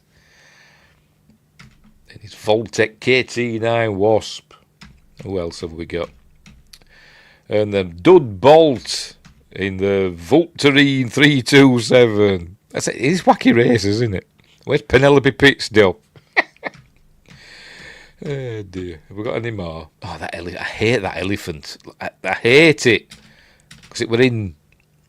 I mean, is it the same one that is in the cantina in the special edition of A New Hope? Because it was originally a Wolfman, wasn't it? It was a Rob Bottin... No, not Rob Bottin. Rob Bottin was his prodigy. What's the bloody name now? Did American Werewolf in London. He's won Oscars. Did King Kong, the 76 one. I've forgotten his blooming name. Anyway. Yes, but anyway, and they changed it for this bloody elephant, didn't they? So, in this, and he's there, look, he was there, look, in the crowd. I hate that elephant. It reminds me of Monty Python and the Meaning of Life. There were a fella in that with an elephant's head for no reason. But anyway. I'm trying to think of the name of that, makeup effects chap. Rick Baker. He did that, didn't he? In A New Hope. Anyway, right, so... he's this, I can't remember who he is, but he's got his award-winning pit droids who were stupid and, comedy... There you go. Doing the Three Stooges. Look, it's hilarious. And a local boy, Anakin Skywalker. Anyway, so they're getting the flags out. Look, there we go. It's all cool. I mean, I do like motor racing. I like Formula 1 and stuff like that. But this is more like, I don't know, some like indie race. At I'm trying to think of a local racing circuit. At Croft. There's a local racing... No, it's local. It's about 100 miles away from me, but where they have like smaller races, or there's another one. I can't remember what that was called. Anyway, whatever. It's not like the Monaco Grand Prix or out like that, innit? Justin says, I didn't care for the special edition. I didn't mind mostly A New Hope one. Didn't need Jabba the Hutt in it, but for the most part it were okay. Empire Strikes Back one's not too bad, but Return of the Jedi is not good at all, is it? Jedi rocks. Anyway, right, so she's saying, be careful, I will. Here's Sebulba being Dick Dastardly, look, breaking things. Oh, he needs it. I mean, he has kind of got a twirly moustache, hasn't he? He's kind of got these things that wobble about, look. So he has kind of got a twirly moustache. Anyway, so, you know, the Sleemo and all that stuff. There'd be Bantha, Poodoo, etc. That's what the exchanging barbs. Use the Force, Anakin. Right, so here comes Jabba. And Gardulla, apparently. The Hutt behind him is Gardulla the Hutt. But here's Jabba in CG form, along with Bib Fortuna, not played by Michael Carter, who played him in Return of the Jedi. I don't know who plays him in this. One of the crew, I think. Let's look up Bib Fortuna. It doesn't say anything. So he might not even have a credit. Let's have a look.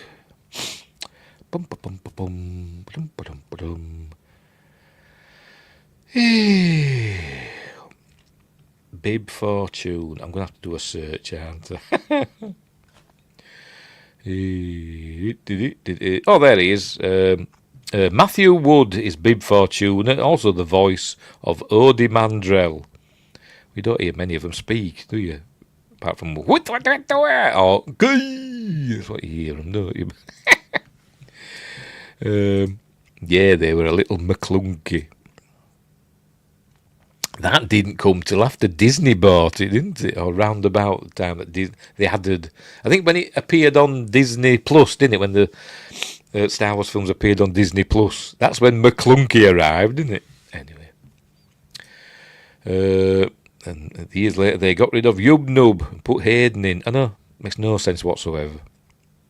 Yeah, they didn't need it Hayden in. Stuck with Sebastian Shaw. Anywho, right, so here he is. He's going to start the race because he's Jabba the Hutt. Why is he called Jabba the Hutt? I mean, they all know he's a Hutt, so why has he got to be called Jabba the Hutt? And Gardulla the Hutt. We all know the Hutts. Anyway, whatever. And Pizza the Hutt. Right, so start your engines. So they're going to get ready, and they have these cool things that they're going to sit in, look, wee, and watch the race. Are they like that VIP or, you know, family seats or something? I don't know. But they're getting ready. It's all kicking off. Look, I do admit, I actually like this. I like this scene. It's my favourite bit of the film, with all the engines going. It's like Tony the Soprano.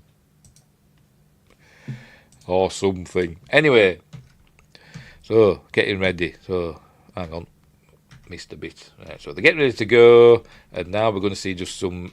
Hang on, we're not there yet. Oh, right, by the way, there's Warwick Davis again playing. He has got a name, but it's not on IMDb, and it is a name that begins with W, but I can't remember what it is. It just says Spectator on IMDb. But anyway. So there is his face. It's not Willow. Right, hang on. See, I've missed it already. Look. But unnecessary violence against poor alien creatures. Just bites its head off, look, and spits it onto the gong. I mean, was that really necessary? Not really necessary. It's for kids. You know, it's for kids. All kids are now biting their heads off their hamsters and spitting them at gongs. The little mother's dinner gong. Don't do this at home, kids. Don't bite the heads off your pets. Hey, listen, you're safe, princess. Don't worry. Anyway, so that's how he starts the race, by the way. Don't have a flag or whatever, you know. It's a gong. And Anakin stalls. Oh, no. And he doesn't go. They all bog off. Apart from Ben Quadrinero. Look, they're all laughing. Off they go. Zoom, zoom, zoom. It is cool. I do like it. But Ben Quadranero's got trouble as well. So he's just pounding on his thing. That won't do anything. That'll just make it worse. But anyway. But he sorts it out. There's Anakin. But I think Sebulba's cheating already. Look, killing people. I'm presuming they all die. So it's like Death Race 2000 or something like that, innit? Apparently don't get points for murdering people. But anyway, it's a film I haven't seen in a long time. Anyway, so he gets going, does Anakin. Soon starts catching up, because remember, fastest ever. Here he goes. By the way, completely CG environments in the pod race. A lot of work went into it, and it is cool, I must admit. So off they go. Bombing round 3 laps. It's not a lot, is it? But anyway, somebody else dies. He's going to crash any second now. Here he goes. Dead. Oh dear. But meanwhile, Tusken Raiders, not sand people, Tusken Raiders are taking pot shots at them just for fun. I wonder if one of them's. I can never remember his name. The fellow that played one in the first film that did the Diamond, not Neil Diamond, the stuntman, wasn't it, in Tunisia? I don't know. Bill. I said Bill. I don't know. I can't remember. Anyway, there's Ben Quadranero. Do whack macaroon, he says, because that's that means I want a macaroon. Maybe Colonel Cameron Mitchell will make him some. Yes, it could have been Lou Diamond as well. Phillips.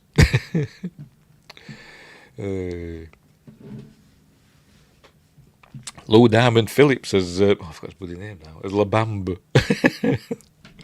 Anyway, so I've missed it. His engines just blow up. There we go. The binders stop working, and there we go. People in the crowd die and everything, probably. His power couple. So he's out of the race. So I think he's got off lucky, because I think everybody else dies. We do see Indiana Jones at one point, or maybe. By the way, there's the 2 fellas again. Look, they're always together, apart from when they're not. I've never sat and looked at the crowd. I've never paused it to see what's going on. Oh, look, there's what's his face, Ponda Baba, there, or one of his race. There we go. There's Hammerhead. I'm sure he's got a species name, but I can't remember what it is. Look at that cool alien there with loads of arms. Anyway, is that elephant fella there? Oh, he's there. Look, oh god.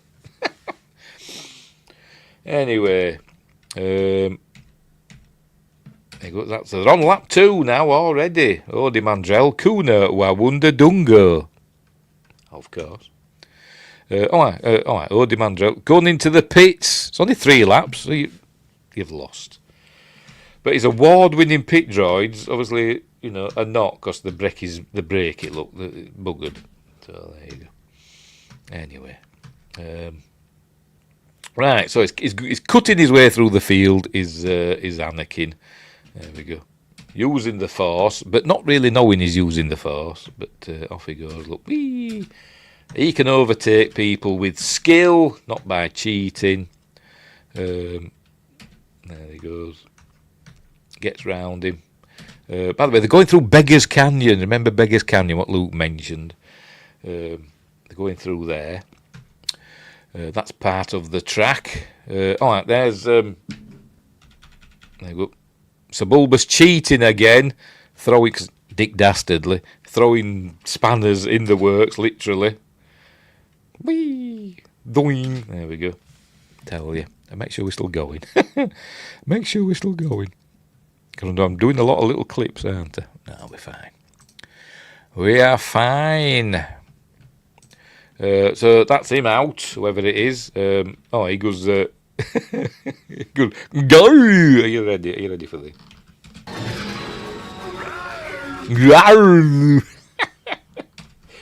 Oh dear. Right, so So that's another one out, and presumed dead. Oh, aye, yes, and something breaks on Anakin's thing, look, and he's spinning out of control. But he's all right, don't worry. Oh, there's Indiana Jones, look. I know it's not, but a lot of people saying Indiana Jones there, walking up the stairs. Kind of does look a bit like, but I think maybe it is. I don't know, but I remember him saying at the time that it was. Maybe that's Salah down there. I've no idea. That looks like some sort of king, doesn't it? Is it him off Shrek, which hadn't come out at this point? Anyway. Sorry, I'm just looking at the crowd. See if it's just a copy-pasted crowd. I don't know. But by the way, they do repeat this later. We see this shot again at the end because he's there. It does that again. Does Indiana? I'm going to just call him Indiana Jones. Anyway, right. So anyway, he fixes it. He fixes his ship. There we go. And he uses this this cool big magnet. There it is. There we go. To grab that, and then he just fastens it onto the side of his ship, and it mends it somehow. I don't know how, but it does look. There, mended. So now we can carry on. Meanwhile, the others should be off. You know, you think it's slow him down, but it doesn't. The sand people are shooting at him, but you know he's got a laser blast proof ship. Meanwhile, another one cops for it. Look, he's dead. And they just joke about it. I don't care what universe you're from. That's gotta hurt. Comedy. Anyway, right. So I think there's just Anakin and Sebulba left now. I think they're the last two in the race. So they're coming around for the last lap. There they go. Go, Annie! And there they are, going on. Oh, I've missed out. Near the beginning, we saw Aura sing, didn't we? We saw Aura sing at the beginning. But I've missed that bit out, Anta. Never mind. Because that was the beginning of the race. Hang on, let's go back again. I want to see you. I want to show you Aura sing. So everybody was like, oh, it's Aura sing. And I was like, who the hell's Aura sing?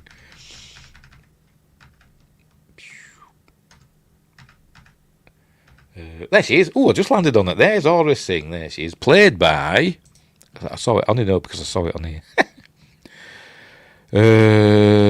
Where did I see it? I probably can't find her there. I can't bloody find her there.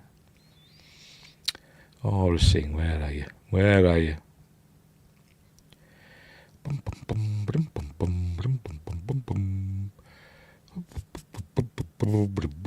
Where the hell is she?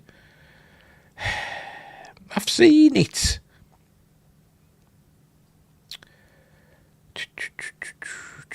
There we go. Aura Singh, uncredited. Michonne Buriag.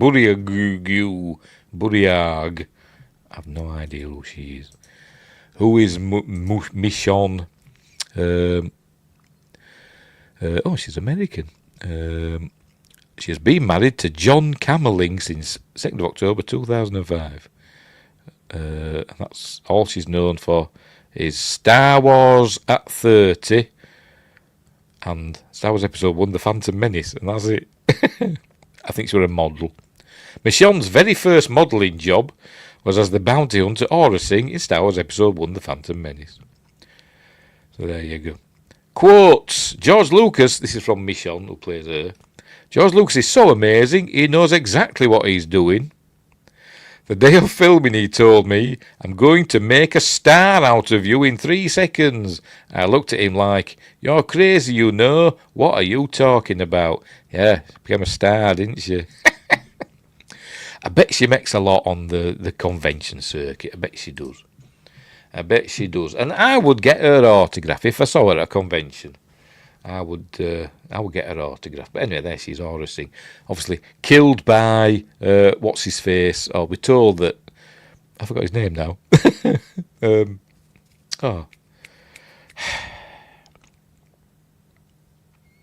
Solo, said, you killed Aura Singh. I think it was the fall that killed her. But anyway. Right, where were we? Let's get back to where we were, near the end. We're on the last lap, aren't we?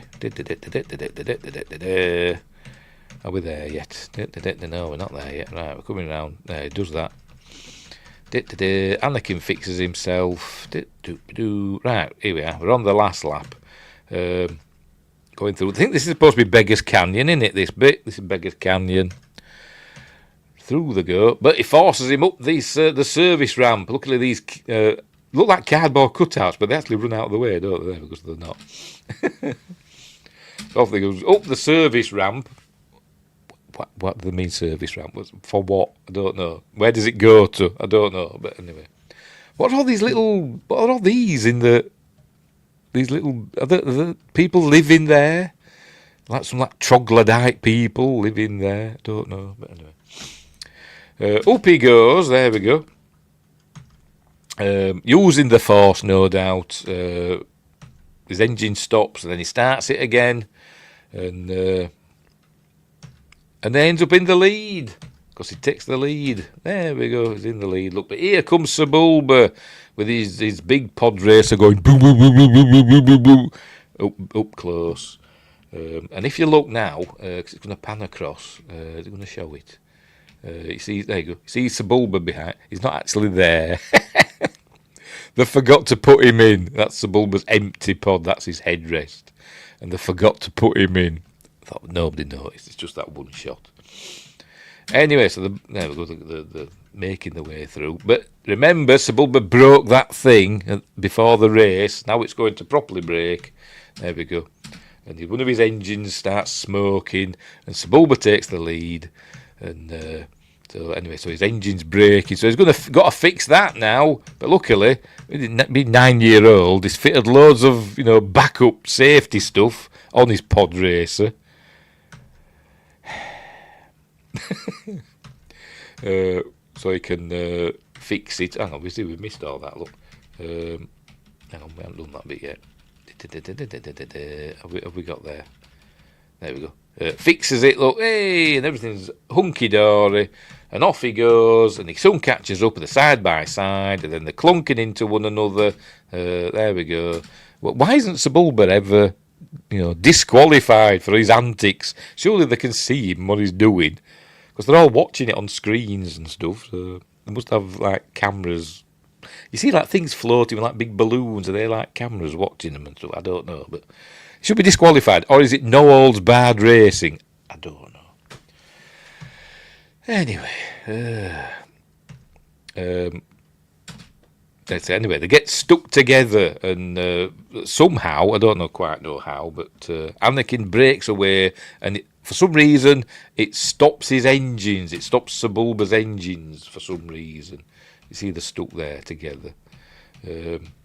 They're side by side, and then it does that, and then it thrusts or whatever, and then it makes Sebulba crash. Look, wah! He says. There you go. His engines crash and blow up, and luckily for Sebulba, is he the only one that crashes and survives? Look, he's going to be fine. Look, here he comes. There he is. Bang! He's fine, and he just says "Poodoo." Poodoo. Should have said Dank Ferrick, shouldn't he? But anyway. And Anakin wins. There we go. Yee kaboota woo hoo hoo. That means Anakin's won. So there we go. And there's Indiana Jones watching on again. I know it's not, but it's people said it was, but it isn't. It looks nothing like Indiana Jones there, actually. But they did used to say that was Indiana Jones. Anyway, so he's won now. Yeah, I wonder what he won. I wonder how much he won. It doesn't tell us. But anyway. So, yeah. So, did they have a podium thing and the spraying champagne and all that? I don't know. Play play all that music and his national anthem and all. I don't know. I don't think so. Jabba's fallen asleep and Bib Fortuna wakes him up. So, anyway. Back in the garage, they're all saying, yeah, you're cool, you won, yeah. She gives him kisses and he's all embarrassed.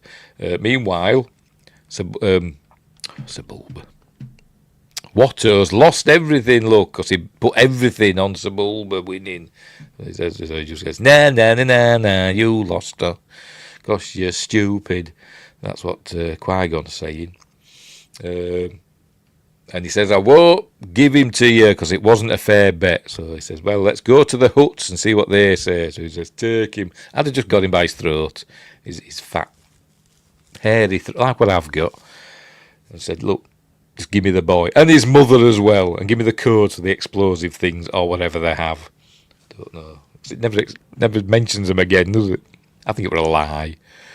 But anyway. So, and we get a little glimpse of, just as he turns away, Darth Maul's probe goes by. There it is. Just as he turns away, luckily. But anyway, so there we go. Take him! Yeah, okay, can you give me the code for the explosion? I don't want his head blowing up as soon as I get him off planet. Anyway. Right, so they've got all the parts they need so they can fix the ship. He's going back for a pathetic life form. I mean, come on, Obi-Wan. Come on, Obi-Wan. Anyway, so obviously he thinks Jar Jar Binks is a pathetic life form. Now he thinks Anakin's a pathetic life form. Right, so here we go. So they've got loads of money. I don't know why, because I thought... what's his face? I thought Watto had won all the money, you know, because whatever way you win, that's what he said at the beginning, didn't he? Whatever happens, you win, but then he says he lost everything. I don't know, but anyway.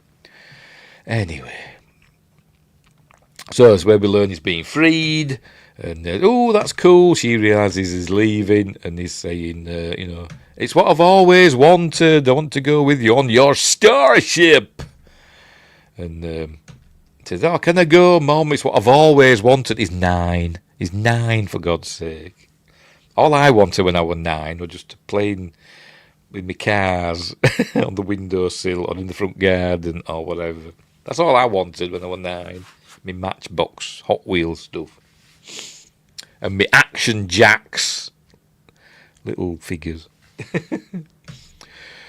I didn't want to run off and become a Jedi. Become a monk. But anyway, she says, it's your choice. And I'd have said, if I were his mother, I'd said, no, you're not going. You're not going. You're 9. But no. She knows he has a destiny. But anyway, so there we go. And this is where we learn that, you know, he tried to get Watto to free his mother, but he wouldn't have it. Should have just threatened him, shouldn't he? But never mind. He leaves 3PO behind. Let's say it's pointless him having 3PO. Just makes no sense. Every time I see 3PO, I'm just going to say 3PO should have been with Queen Amidala as her protocol droid, which is why he's posh, which is why he's got an English accent, and he's all upper class, and he, you know, speaks down to R2 and all that, because he was the Queen's protocol droid, not built by some bloody slave. And well, never mind. Yeah, whatever. So he just goes and he leaves him there. And I don't know where he gets his coverings from. Next time we see him, he's in Attack of the Clones, and he's got grey coverings on. Not the ones that we saw in Watto's shop, which were gold earlier on. He has some grey ones. So Anywho, right, so this is the farewell scene, which is actually really emotional. I think this was actually directed by somebody else, this scene.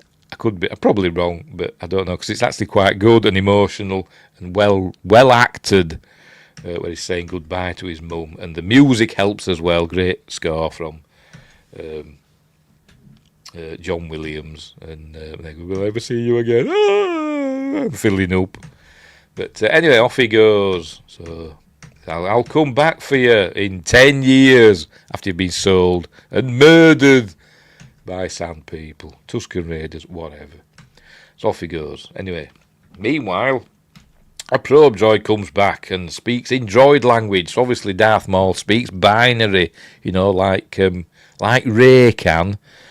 Darth Maul can as well, because it just speaks to him and he understands and jumps on his bike and hang on, and goes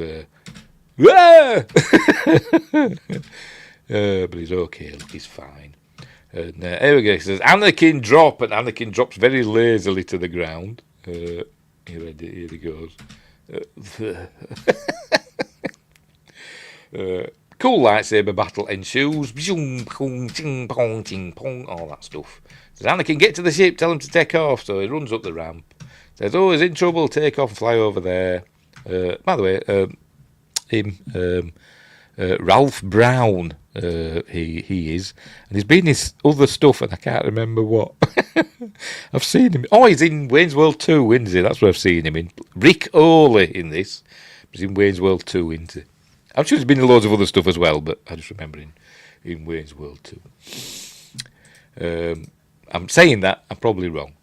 Anyway, so they fly over, and apparently, like I say, they're fighting away. Look, cool. Apparently it's supposed to be a bit more aerial, or the fight, leaping about more, but I don't know. And it's supposed to carry on the ramp of the spaceship. There we go, we see him. When he jumps on the ramp, they're supposed to carry on fighting there, and I think he just like knocks him off or something, I don't know, but they decided against that. You're thinking, oh, why has he got such a long lightsaber hilt? We find out later, don't we? Or if you've seen the trailer, you already know, but never mind. Right, so he's fine. R2's there. Thought, are you all right, mate? Right, so the introduction of Anakin Skywalker to Obi-Wan Kenobi. So everything's all nice. And so they set off back to Coruscant now. Right, meanwhile, he's on the little walking thing, talking to Bibble. So we're learning that people are dying all the time, etc. So she's watching it. The Queen. She's going to talk to Anakin now. There's Jar Jar asleep. The next shot, when she sees Anakin. Hang on, where are we? Hang on, I've gone too far. There we go. They're actually real. They're not CG. I think Ahmed Best's feet are in there, I think. But they're actually there. They're not CG. But anyway. Apparently. Anyway, he says he's cold, so she gives him a blanket. Says, you're from a warm planet, a bit too warm. And says, the Queen is scared. She's not telling him she's the Queen. People are dying. Anyway, he's made her a Japor snippet, so... as a little keepsake, and she says, I don't need this to remember you. So he says, told you then, I'll keep it. She keeps it. Do we see it in the next film, or we do see it at the end of Revenge of the Sith? We see it again then.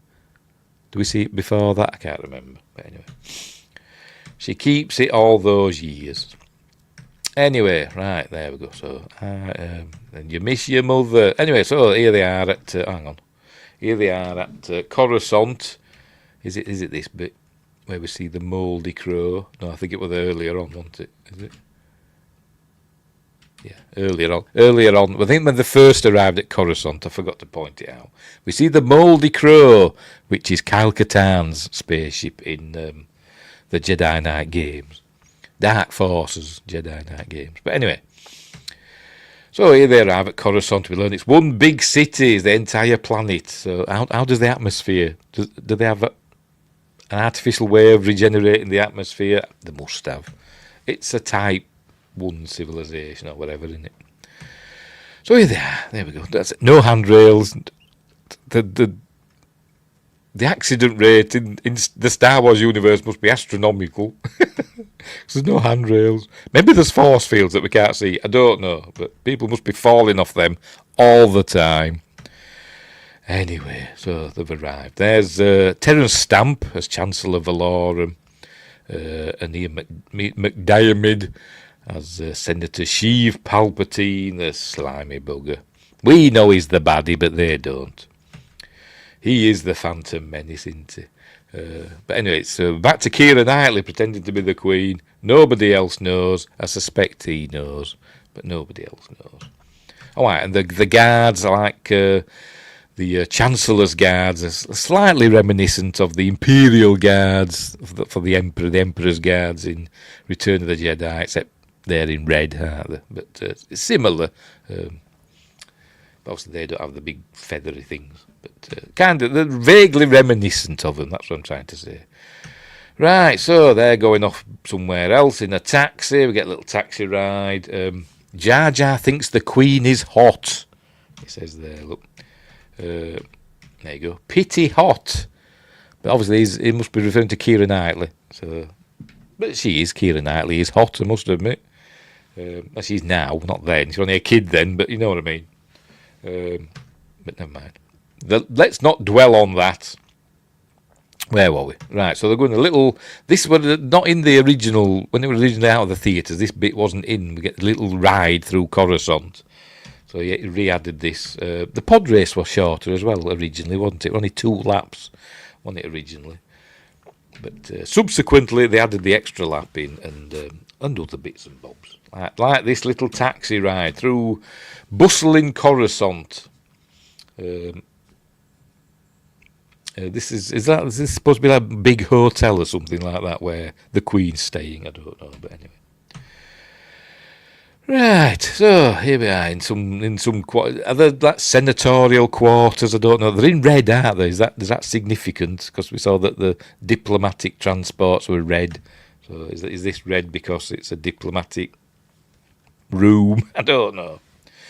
But anyway, back to Natalie Portman, back to Padme as the Queen, in disguise, obviously.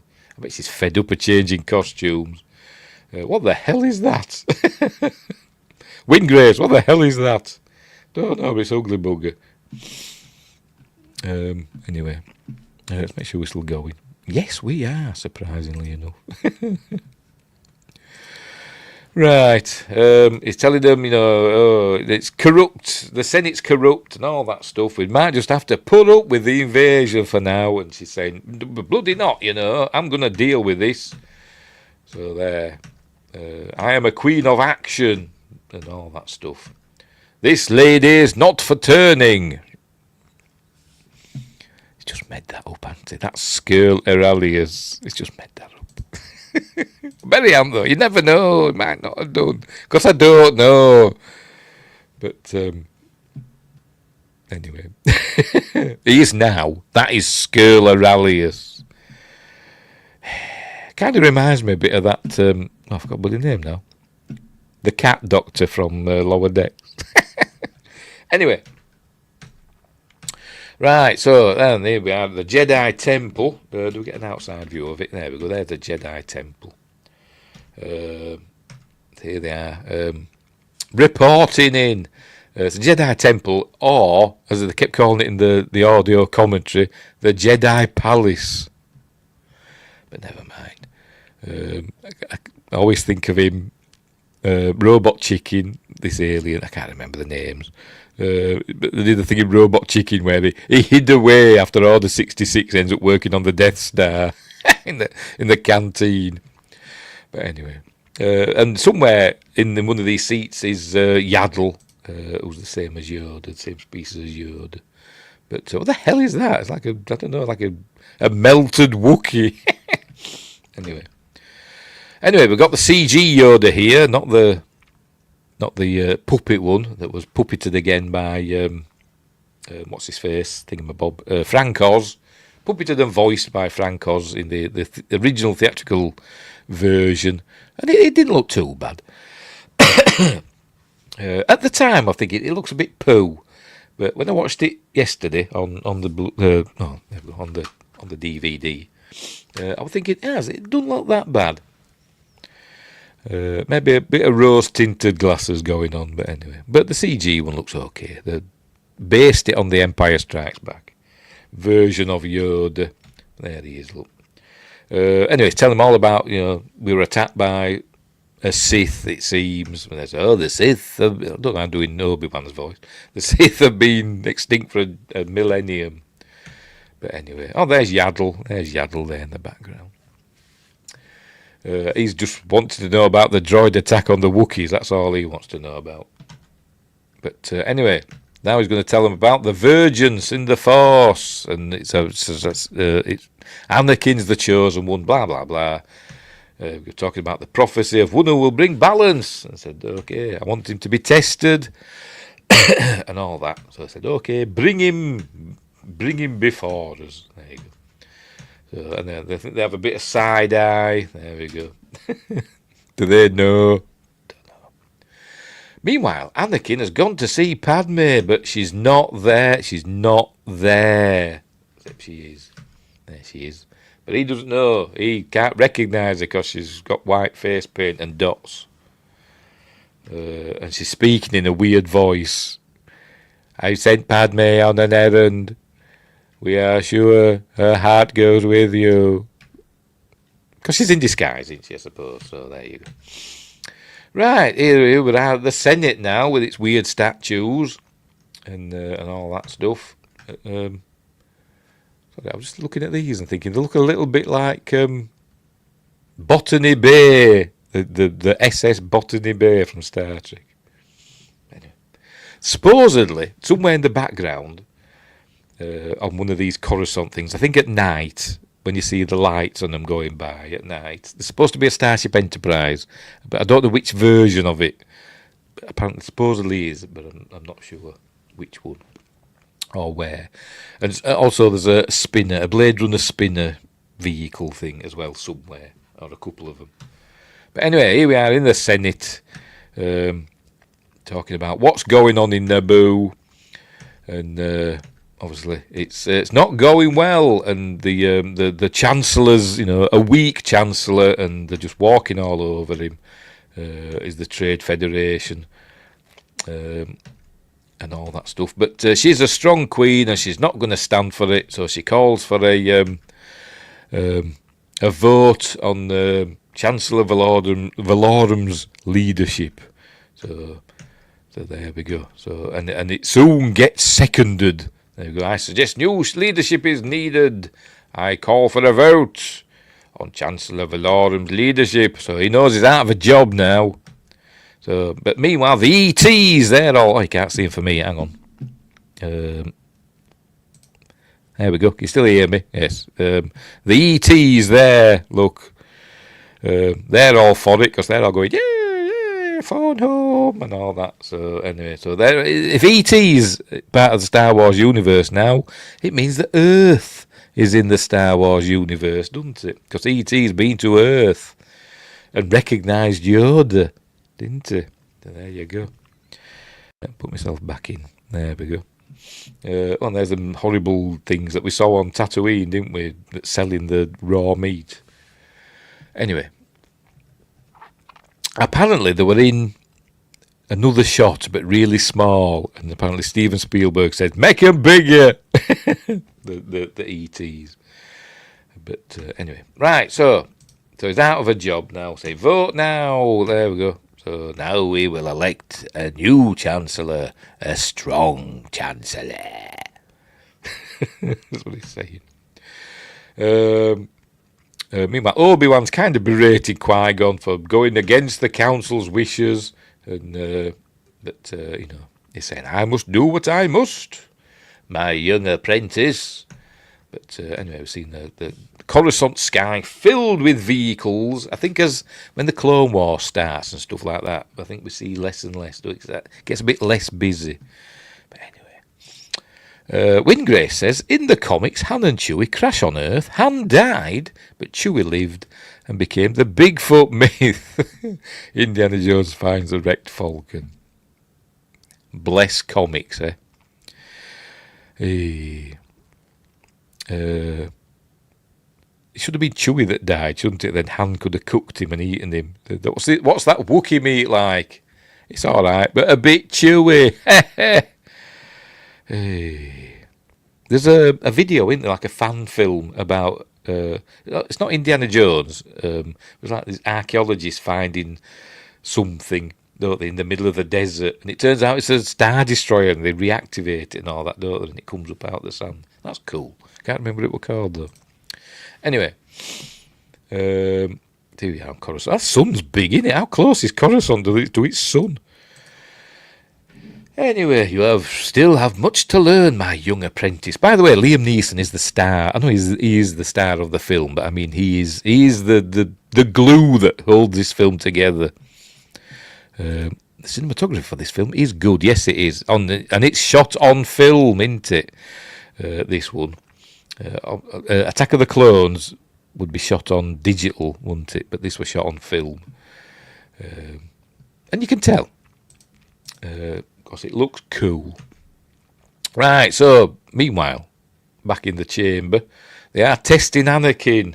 There we go. A shape, a cup, a shape, I don't know, a speeder, and say, "Ooh, yeah, you got them all right." "How feel you, cold, sir?"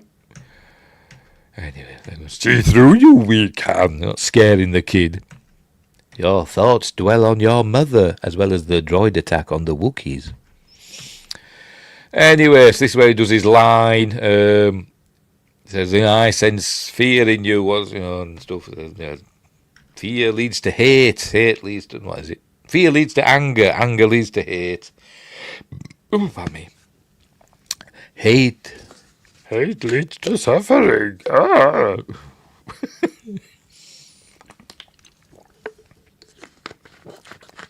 Yes, Winggrace. He feels cold because that's how revenge is best served. They should have known, yes. Old Klingon proverb. Oh, dear. Anyway, so there we go. Hate leads to suffering. So it's like, what? I don't understand what that means, but, whatever. Right, so, meanwhile, back at the senatorial building or whatever, I don't know, the hotel. I don't know where the hell it is. Amidala, we're back to Natalie Portman being the queen again. Amidala's worrying about what's going on Naboo. She has a little chat with Jar Jar, who says, the Gungans are not going to go down without a fight because they have got a grand army. But so that starts the wheels going in her head. Just thinking, hang on, they've got an army. We just have security volunteers. They've got a grand army. I will use them as cannon fodder. Justin says, yeah, Attack was one of the first films to be shot on 24 frame digital. Yeah, and it was only 2K as well, wasn't it? Only 2K. Like Blu-ray quality, wasn't it? So if you see like a 4K, obviously it's been released on 4K now, so they've obviously had to upscale it, haven't they? Because it was shot on 2K digital video. Anyway, this is where we're learning. Look, they're all coming here. I have been nominated. So he's been nominated for to succeed Valorum, and the first thing she says, she doesn't say congratulations. She says, "Who else?" Because I don't think she trusts Palpatine. She looks a bit weird there, doesn't she? As though she's, been startled. But anyway. But it says, who else have been nominated? And they go, Bail Antilles of Alderaan. Bail. So is Bail, is that a title then? Bail Antilles, Bail Organa. Is that a title? Or does it just happen to have the same first name? Is it like Bill? I don't know. Anyway, an alien team of Malastair. So I'm guessing that's who we saw, a Gran we saw earlier on. In the Senate chamber. And they say, I will be Chancellor. But she's saying, well, I'm going back to Naboo. We've got to sort this out once and for all. And he's like, but no, you can't go. Says, well, I am. And then he has a little smile. They go, they can't go, they'll force you to sign the treaty. Says, it's obvious to me the Republic no longer functions. There you go. And I pray you bring sanity. And then as we get a fade out, not a fade out, what they call it, a wipe, it has a little smile. You ready? Here he goes. Look, you just see, he just curls up there. Look, his lips curl up into a little smile. There. See, it's just going. Because everything is proceeding as I have foreseen it. Anyway, so they're not going to train Anakin. I said, is he going to be trained then? They said, no, he's not going to be trained. He's too old. They said, no, but he's the chosen one. And if I were Anakin, I'd be like, hey, what do you mean I'm the chosen one? What are you talking about? You're putting too much pressure on my young shoulders. Anyway, but he says, I'll train him myself. I said, you can't. You've already got a Padawan. And he says, Obi-Wan's ready. He doesn't need me anymore. And Obi-Wan says, I'm ready for the trials, whatever they are. But Anyway, so they say he can't take Anakin. But anyway, but that's by the by. Before that, you've got to go back to Naboo and deal with this Sith and look after the Queen and all that stuff, and take the boy with you. You know, not just going to put him in the orphanage or whatever. You know, you've got to keep him with you. But anyway. Right, so this is where they're going to tell him all about midichlorians. You know, I was wondering, what are midichlorians? They're something that George Lucas made up because he needed a way to measure the Force. Anyway, Justin says Wind Horse was the first fully digital film. Jason X was one of the first to shoot film and transfer to digital. There you go. Never heard of Wind Horse. Never heard of that one. Hey, you'd have thought something like Toy Story would be the first digital film, wouldn't you? Because they're all done on a computer. Anywho. Right, so they're heading back. And Jar Jar does another.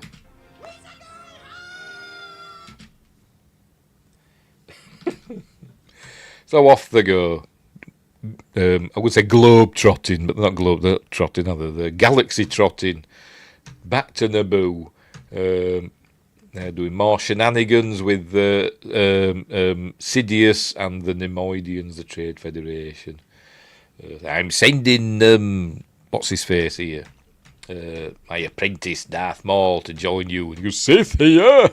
And you go, a Sith here. Yes. Right. So they're arriving at.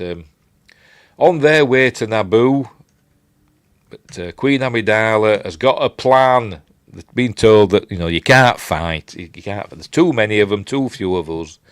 Justin says, if they listened, Jin Skywalker would not have fallen. Yoda not so wise. Who's Jin Skywalker? No, Yoda. I mean, according to the blooming Acolyte, which is technically canon, unfortunately, Yoda knows all about the Sith, doesn't he? Because that was how it ended. Apparently, but anyway, whatever. So she's gonna say, you know, Jar Jar Binks. So we're told that, you know, there's too many battle droids and all that. Too many Trade Federation forces for us to win a battle. But she says, Jar Jar Binks, I need your help. So anyway, they're arriving. Pardon me, at Naboo. Have the planets in the Star Wars universe not got like air traffic control or space traffic control, whatever you want to call it? Because ships just come and go as the police don't. They're not intercepted. They're not giving clearance to land or anything like that. The only thing we've seen in that really that I can think of, top of my head, is Bespin. You know, the Millennium Falcon arrives at Bespin. That's intercepted, isn't it? Every other time, people just come and go as they please. Unopposed, pretty much. Anyway, we see that all the other ships have gone. There's just the droid control ship left. They're going to show it. There, see it there. Look, all the other Trade Federation battleships have all sodded off. Don't know where to. Maybe they've gone to Geonosis. I have no idea. But there's just one left. A droid control ship. Anyway, so they're going to land in the woods, hidden away. And what's his face? Jar Jar's sodded off to Gunga City. They have a little chat about. He apologises to Obi-Wan about what he said in the saying, you know, he's ready for the trials and all that. They need to be forward, and he says, "Oh, it's all right. You know, you're a much wiser Jedi than I am," and all that stuff. It'd be great Jedi Knight. Anyway, so here we go. Jar Jar comes back, says there's nobody in Gunga City. It's empty. They've evacuated it. Why? I know they went searching for these underwater cities, but wouldn't they be safer in an underwater city? I mean, how would battle droids? Are they waterproof? I don't know. But anyway. So, from what you would think would be the relative safety of an underwater city, they've actually gone just into the woods somewhere. Here we are. We've gone into the woods of the Gungans, and we see now that the Queen now is Keira Knightley again. But here they are hiding by some. It's a sacred place, so it must be some old Gungan temple. There is Boss Nass, and they come asking for help. You bring the mechanics. Excuse me, you are all bombard. I thought bombard meant good. I don't know, whatever. But then, she's saying, we need your help. And then Padme comes forward and says, I am Queen Amidala. And they all go, what? Apart from Qui-Gon, who does a little smirk. What? And then see, I knew. It's Qui-Gon. So she begs them for help. She gets on her knees, begging for help. Even the Jedi get on their knees as well. Look, everybody does. Get up, they're not hobbits. So they're going to get help.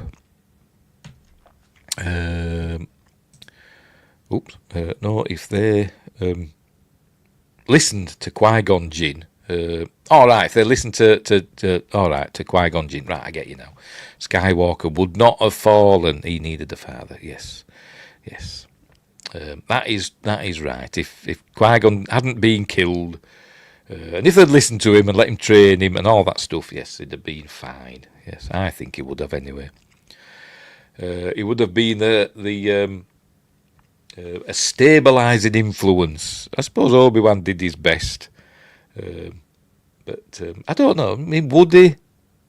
I mean, he could argue that it's his relationship with Padme that's caused all the trouble, really. Would he have been reunited with Padme?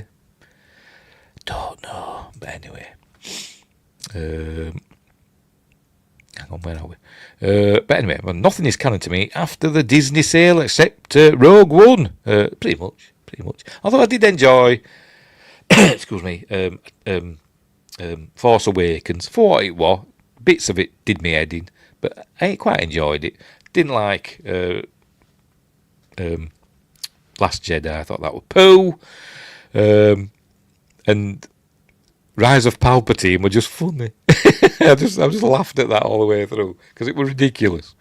But anyway, if you like Disney Star Wars, that's fine. I don't. That's fine too. The timeline would have shifted into Genesis instead of the Empire. And then Legion. Anyway, whatever. So she's begging them for help, the Gungans, and they offer to help. So she wants to use them as cannon fodder. He's telling them to wipe it. Oh no, didn't that be yet? Is it? Is this where they wipe them out, all of them? No, it's not that bit yet. Meanwhile, we're in Windows Vista land again. It's where they make Boss Nass is making Jar Jar a bombard general. Everybody's a general in Star Wars. They throw out general ships or whatever they call them. Just willy-nilly, everybody gets to be a general. So why not Jar Jar? Look, he faints. Anyway, so they're doing the plan. They're going to have the big battle. All the Gungans, the Gungan army is going to draw out the battle droids. They're going to sneak in and kidnap the Viceroy and his staff and force them to withdraw.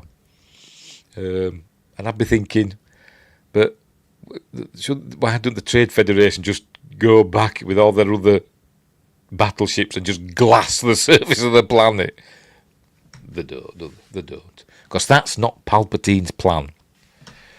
Anyway, so there we go. This is what's telling us. We'll get through in the secret passages on the waterfall side. Hopefully they're still secret. And anyway, where are we? Wingrace. Jar Jar had more right to be a general than Kirk a captain in 2009. Yes, 100%. 100%. I want a 100% thing to go, pew, it's fireworks. I'm going to have to find one now for something that I agree with somebody. Anyway, so that's what they're going to do. Right, so There we go. Oh, I said, possibility with this division, many Gungans will be killed. And he says, I don't care. We's ready to do us a part. Yeah. Right. All right. And also, ships are going to fly up and attack the droid control ship and knock out that and make the droids stop working.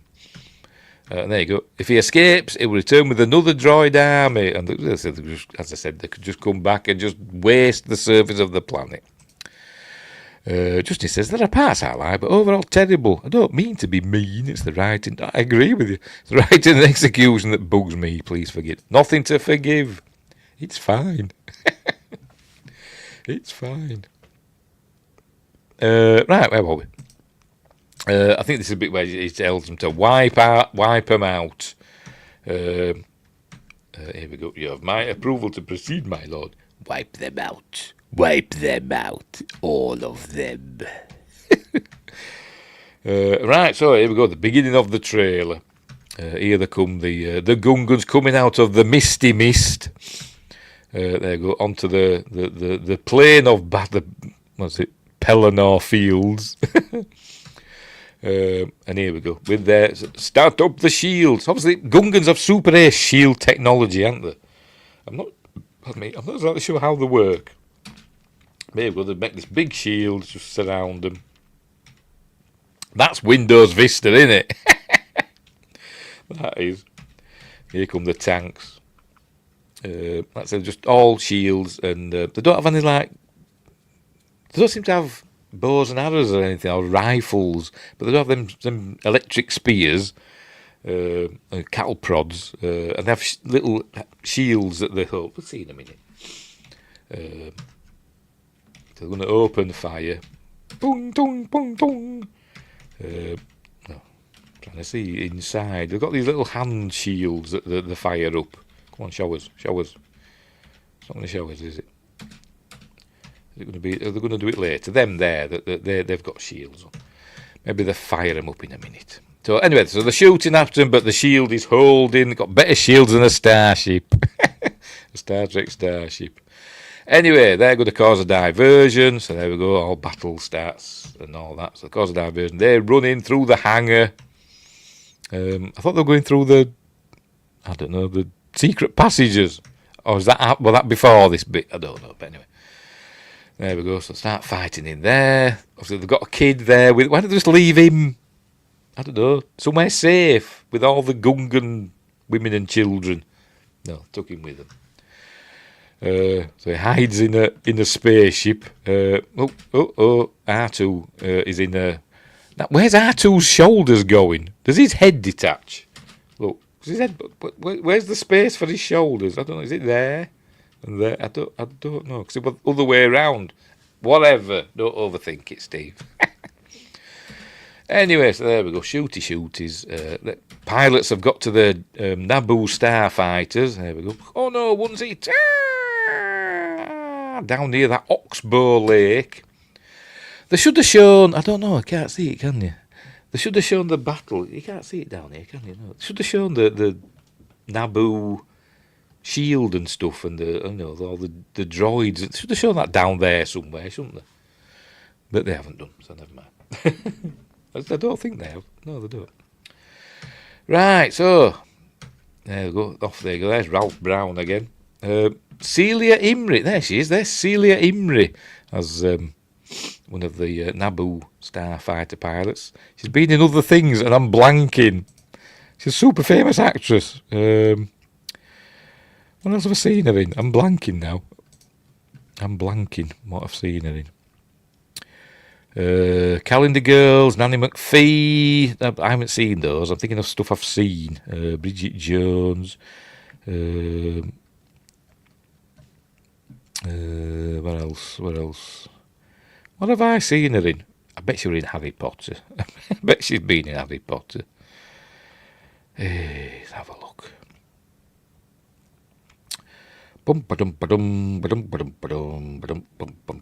She's been in loads of stuff. She's in Doctor Who and all that. That's what she's been in. What have I seen her in, though?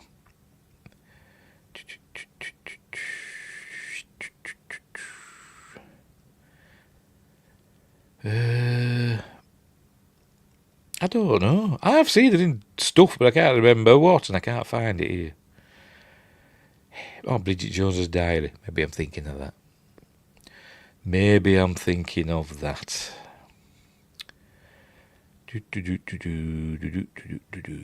seen it in something earlier. She were in Frankenstein. I think the one, I forgot his bloody name now. Kenneth Branagh one. She were in that. What else have I seen her in?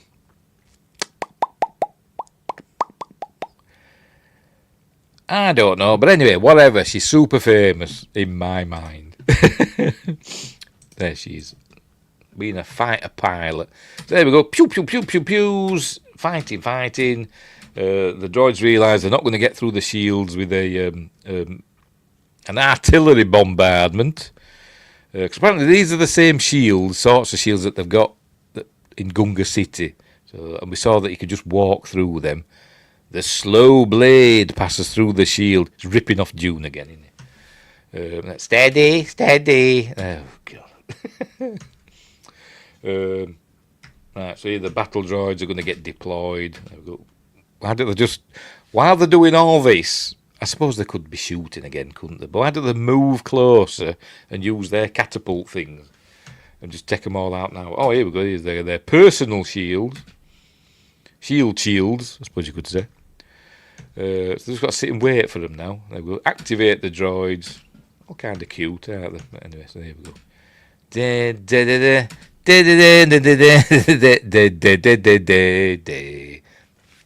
Get round the copyright.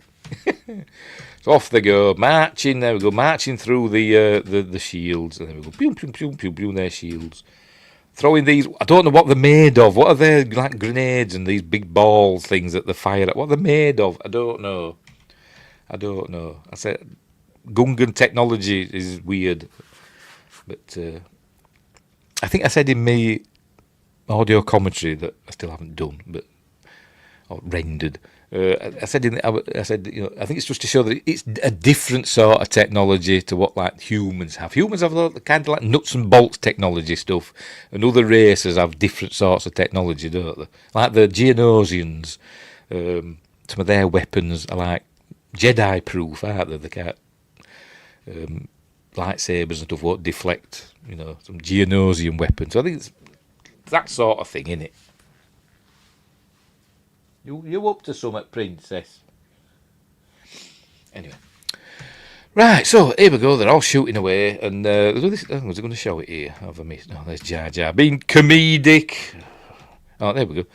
It should show here now. So they're firing. Obviously, the blaster bolts are deflecting off the shields here. And it should show all these front row just collapse into the ground. They just shot themselves. Shouldn't they? That'd look cool. But anyway, they're firing those, whatever they're made of. There's big, like, water things, like the balloons. But anyway, here comes Darth Maul. Here we go. I'm going to begin the old Duel of the Fates. There he is. Oh, thingamabob. So they go a different way. And say, oh, we'll deal with this. So you stay in that cockpit. Okay. So they start fighting. Oh, and we see that he's got to... Hang on. Missed the best bit, haven't I? There we go. Everybody... Wow! Everybody freaked out in the trailer, didn't they? Oh, look, it's like a laser from Thingamabob. The black hole, isn't it, that? But anyway. They're still shooting away. Because destroyers have come. Droidicas, but he started his ship up accidentally and then destroys them. There he goes, shoot, yeah. And then for some reason it's on autopilot, an autopilot that takes him up into the heat of battle. That's not quite how autopilots work, is it? But never mind. Anyway, so they're getting. Meanwhile, they're fighting. And they're going to head into the power room, which is right next to the hangar for some reason. But anyway. So they're fighting in there. Cool Jedi stuff. Hang on. Let's see, flips and stuff. There we go. Whee! wee flips and all that. Well, they're running battles with battle droids in the corridors. We don't have time for this. Well, that's what battles are like, But anyway, so they're heading up to the battle in space. And the battle on the ground continues, etc. More comedy. There is, he's bumbling but being a hero, because that's what George Lucas said in his commentary, showing here how Jar Jar is like inadvertently being a hero with his bumbling, and he kind of says that's what Anakin does as well. But I don't think George doesn't really understand what he's doing. Does he? But anyway, all right, there's not that one. John Knoll. We see. Hang on, no. See John Knoll. There it is. There's John Knoll, the VFX supervisor. Also, with his brother, I forgot his name, I've forgotten, invented Adobe Photoshop, didn't he? Anyway, there's John Knoll as one of the Naboo star pilots and dying. Anyway, right, so R2 turns off the autopilot and so he can fly the ship himself and does some spinning and all that stuff. Meanwhile, they go through a window. There we go. And use them. And one poor chap doesn't go as fast as the others. Look, wait for me. So they go up a floor. Meanwhile, they're still fighting away. Obi-Wan plummets in a minute. Here he goes. Kicks Obi-Wan off there. Ah! Stunt Obi. Justice, I'm dying for a wee. Justice says, always loved the Naboo fighter. It is a cool design. They did it to make it look like what's the Art Deco, didn't they? To make it look as though it was designed more for aesthetic beauty than practicality. But anyway. Darth Jar Jar plays a fool but was very wise. Yes, he knew exactly what he was doing.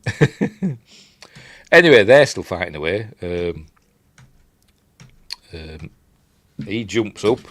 Whee, like that. They actually did it. They were on a plank and they just like pushed him up. They tried doing it with a trampoline, but it didn't look right.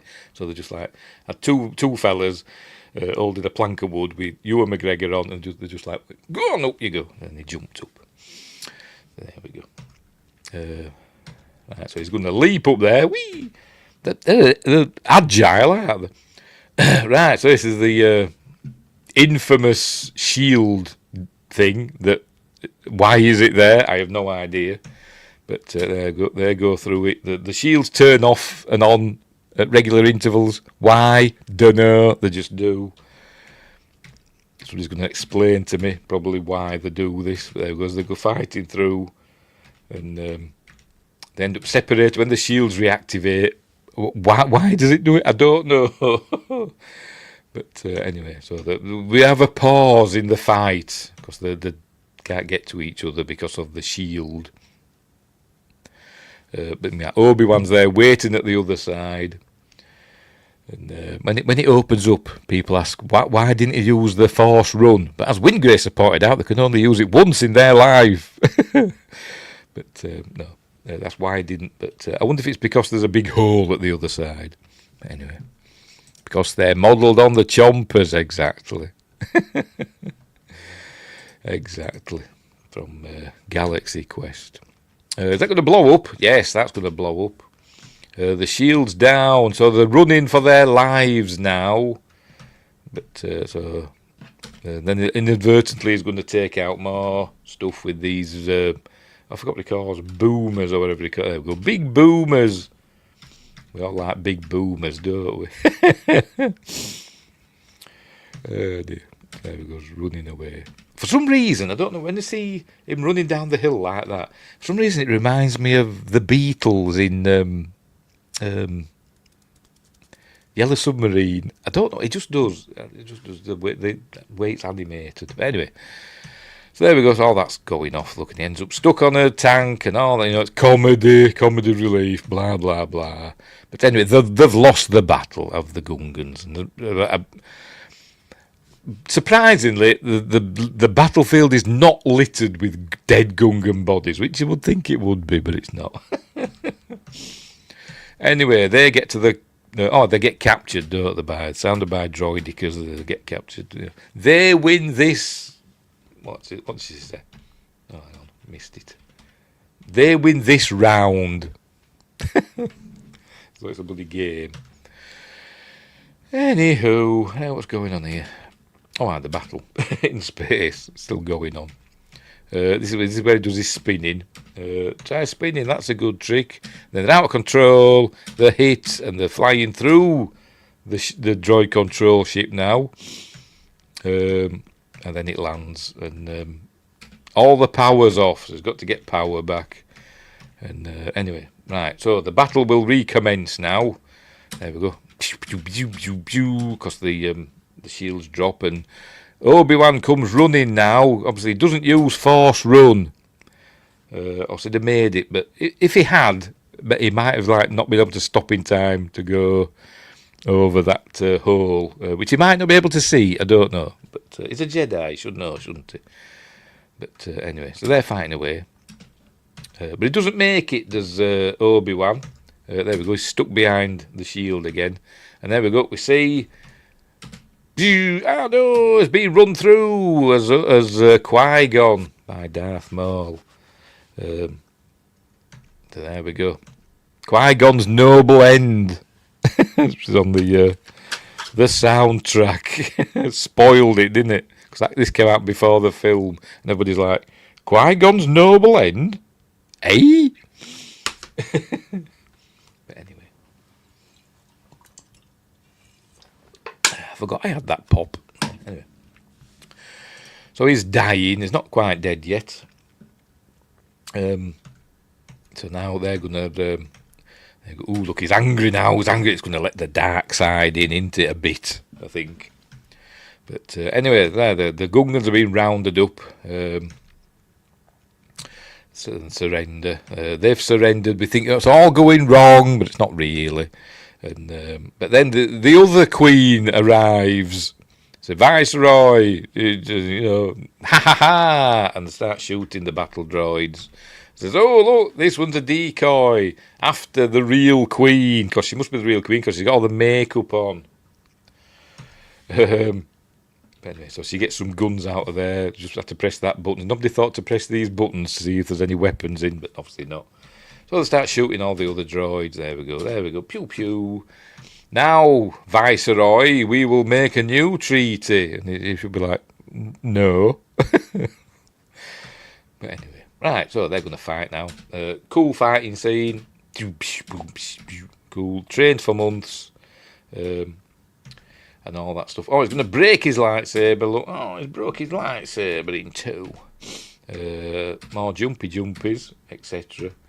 And all that. But then he falls. Let's say, is he using, as his anger got the better of him, so Darth Maul can get the drop on him. So anyway, he's hanging on there. Darth Maul kicks the lightsaber away, so, Obi-Wan loses his lightsaber, and yet in Attack of the Clones, he has the gall to berate Anakin for him losing his. Anyway, why isn't Darth Maul saying, "It's over, Obi-Wan, I have the high ground"? He doesn't say that, does he? But anyway, meanwhile, for Anakin, the power comes back and they get the shields back and he starts shooting and the ship just happens to be pointing directly at the what to call it, the generators or whatever, the engine room, the reactors, that's it, the reactors for the ship. It fires a couple of proton torpedoes right at the generator there. They're just there, just in the middle of the corridor. It all blows up, just like the Death Star look in Return of the Jedi. And they start losing power. So now he's got to fly out of there. And oh, look, it's blowing up from the inside, look. And they're real explosions that they filmed, apparently. And comped in, they're not CG. And it's all blowing up. And they all fly away. And look, it's blown up and we're all dead. It blows up, and I remember people pointing out, "Oh, that bit there looks like the Millennium Falcon," which I suppose it does, doesn't it? I suppose it does. Easter eggs, aren't there, maybe? But anyway, then all the droids all stop working, and then we see one of the droids here. There we go. It's got 1138 on its back, look. Does it show it again a bit better this time? There we go. 1138. Obviously from THX 1138. Excuse me. So there we go. So all the droids just stopped working. Was it in... I can't remember now. Was it like this in the book, the novel? Did they just stop working like that in the novel, or did they become confused and not know what to do? I can't remember, but anyway, they all just stopped working in the film, and they've won because they just stop. But meanwhile, I have the high ground, ha ha ha! But he's going to use Qui-Gon's lightsaber, use the Force to bring that, and he's going to leap over. There we go. Hey, zoom. I'm going to cut you in half now. Why didn't he block him? I don't know, but caught by surprise. A little spray of blood. There wouldn't be a spray of blood though, would there? Thought it cauterised you.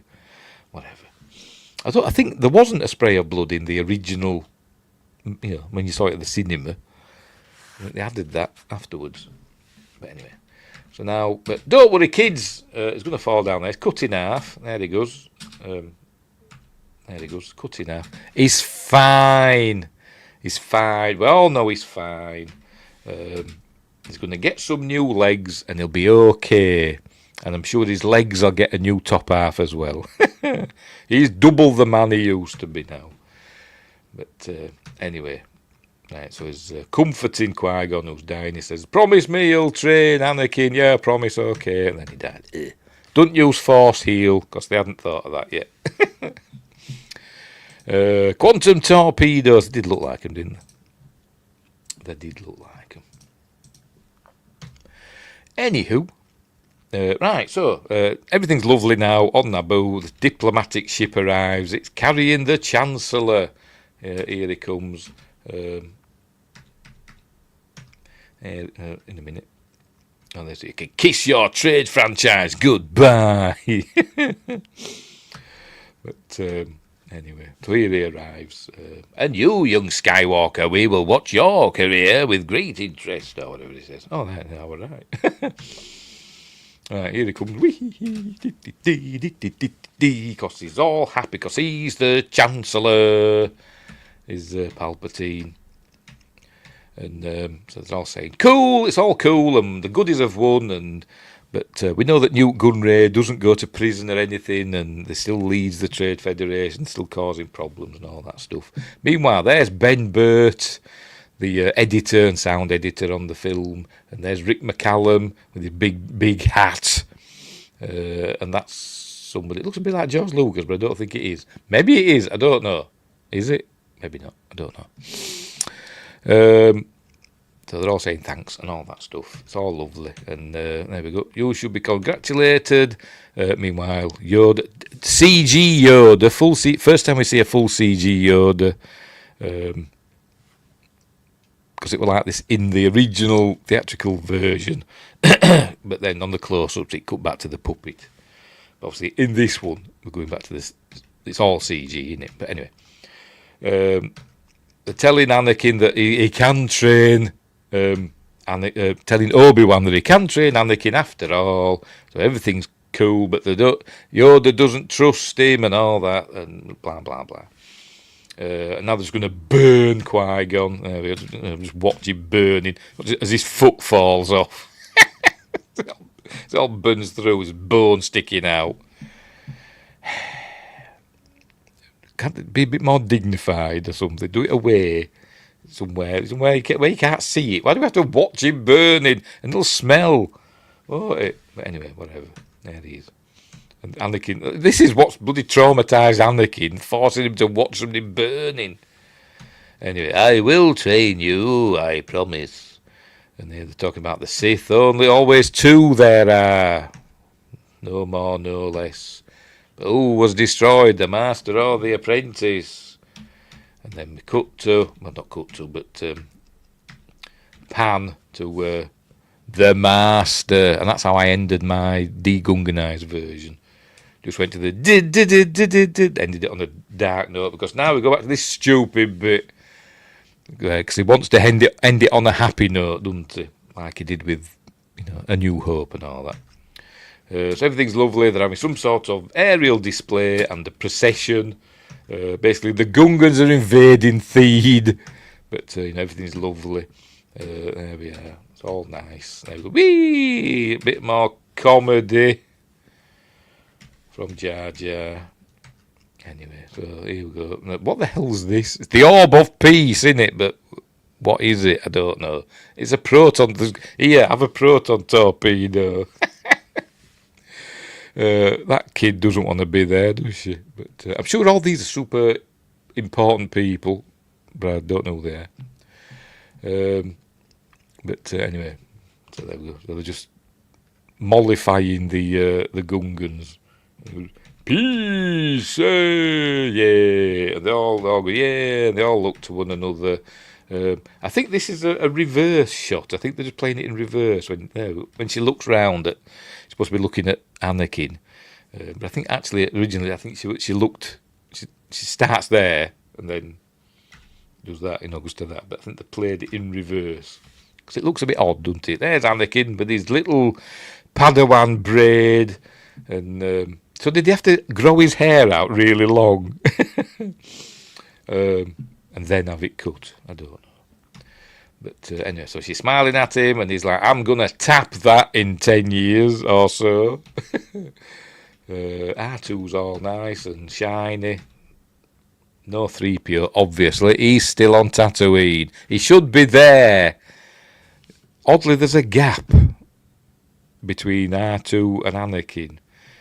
3PO should be there in my headcanon. Because 3PO is Padme's protocol droid. Anyway. Peace! Diddly-day, etc. So there we go. That's the end of Star Wars Episode 1, The Phantom Menace. I do like. I moan about it, and I go on about it. I've actually got a review of it on my website, mercuryrapids.co.uk, if you haven't explored in there. On mercuryrapids.com. I do have a review that I wrote back in the day, when it first came out. But I do like it, but I do moan about it as well. But I do still love these films. Not as good as the original trilogy, but still a lot of fun, and well worth a look, and interesting things. And it's telling you about it's not the adventures of Luke Skywalker, which is what the original trilogy was. If you read like novelizations and stuff, it always says, in the early ones, it always said like, from the adventures of Luke Skywalker, or at least it did from the Star Wars novelization and Splinter of the Mind's Eye. It said from the adventures of Luke Skywalker. But it's kind of changed. It's become the saga of the Skywalker family, hasn't it? So anyway. But there we go. We're done and dusted. We'll leave it there. We'll not go through the credits, because although it does end, oddly enough, let's go all the way. Oh, hang on, there we go. It does end with the breathing. Can we hear it? No, let's go back a bit more. Darth Vader's breathing. You can hear. That's how it ends, doesn't it? Or it used to. In a minute, I've got to pause it.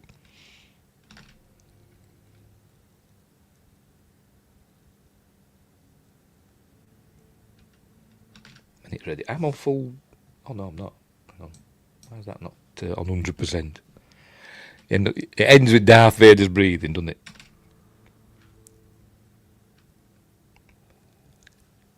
There we go. Really quietly. So there we go. Anyway. Right. So that's the end of Star Wars Episode 1, The Phantom Menace. A good film. I do like it, I must admit. I do like it. I've always liked Phantom Menace.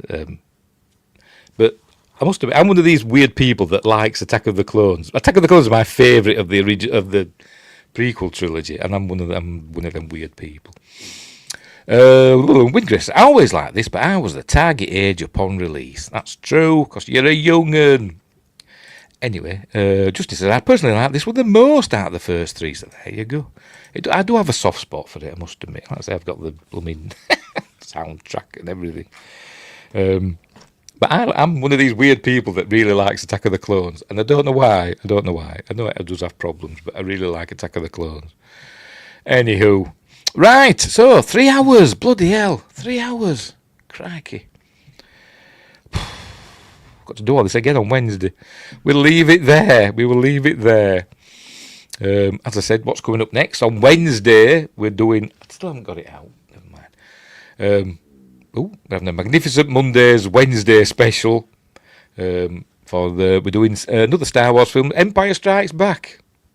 Possibly the best of the Star Wars film, of all the Star Wars films.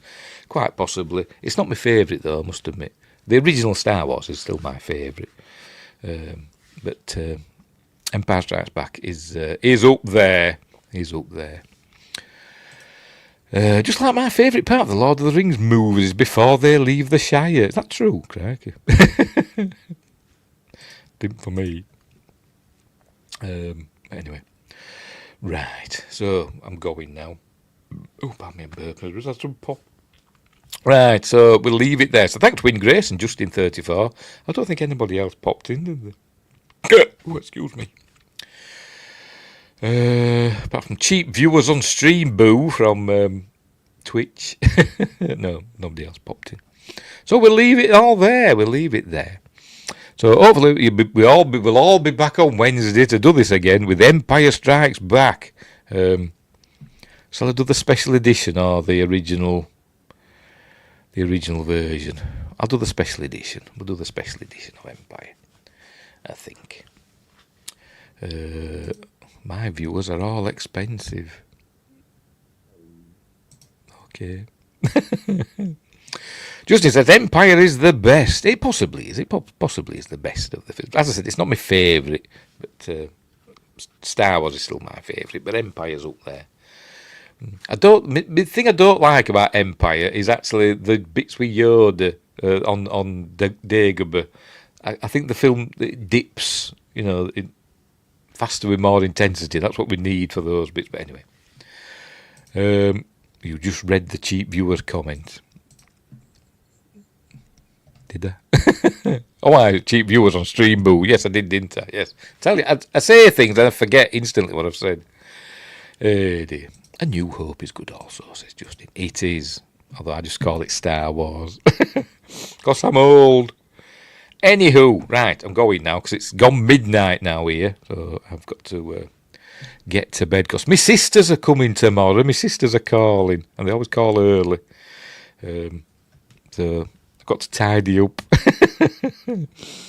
Oh dear. So we'll leave it there. So thanks Justin and Win Grace for keeping me company while we go through and review Star Wars Episode 1, The Phantom Menace, and we've all to do it again next time. So, but we'll leave it there. So thanks for watching, and wherever you are, look after each other, and until next time, may the Force be with you, and I'll see thee.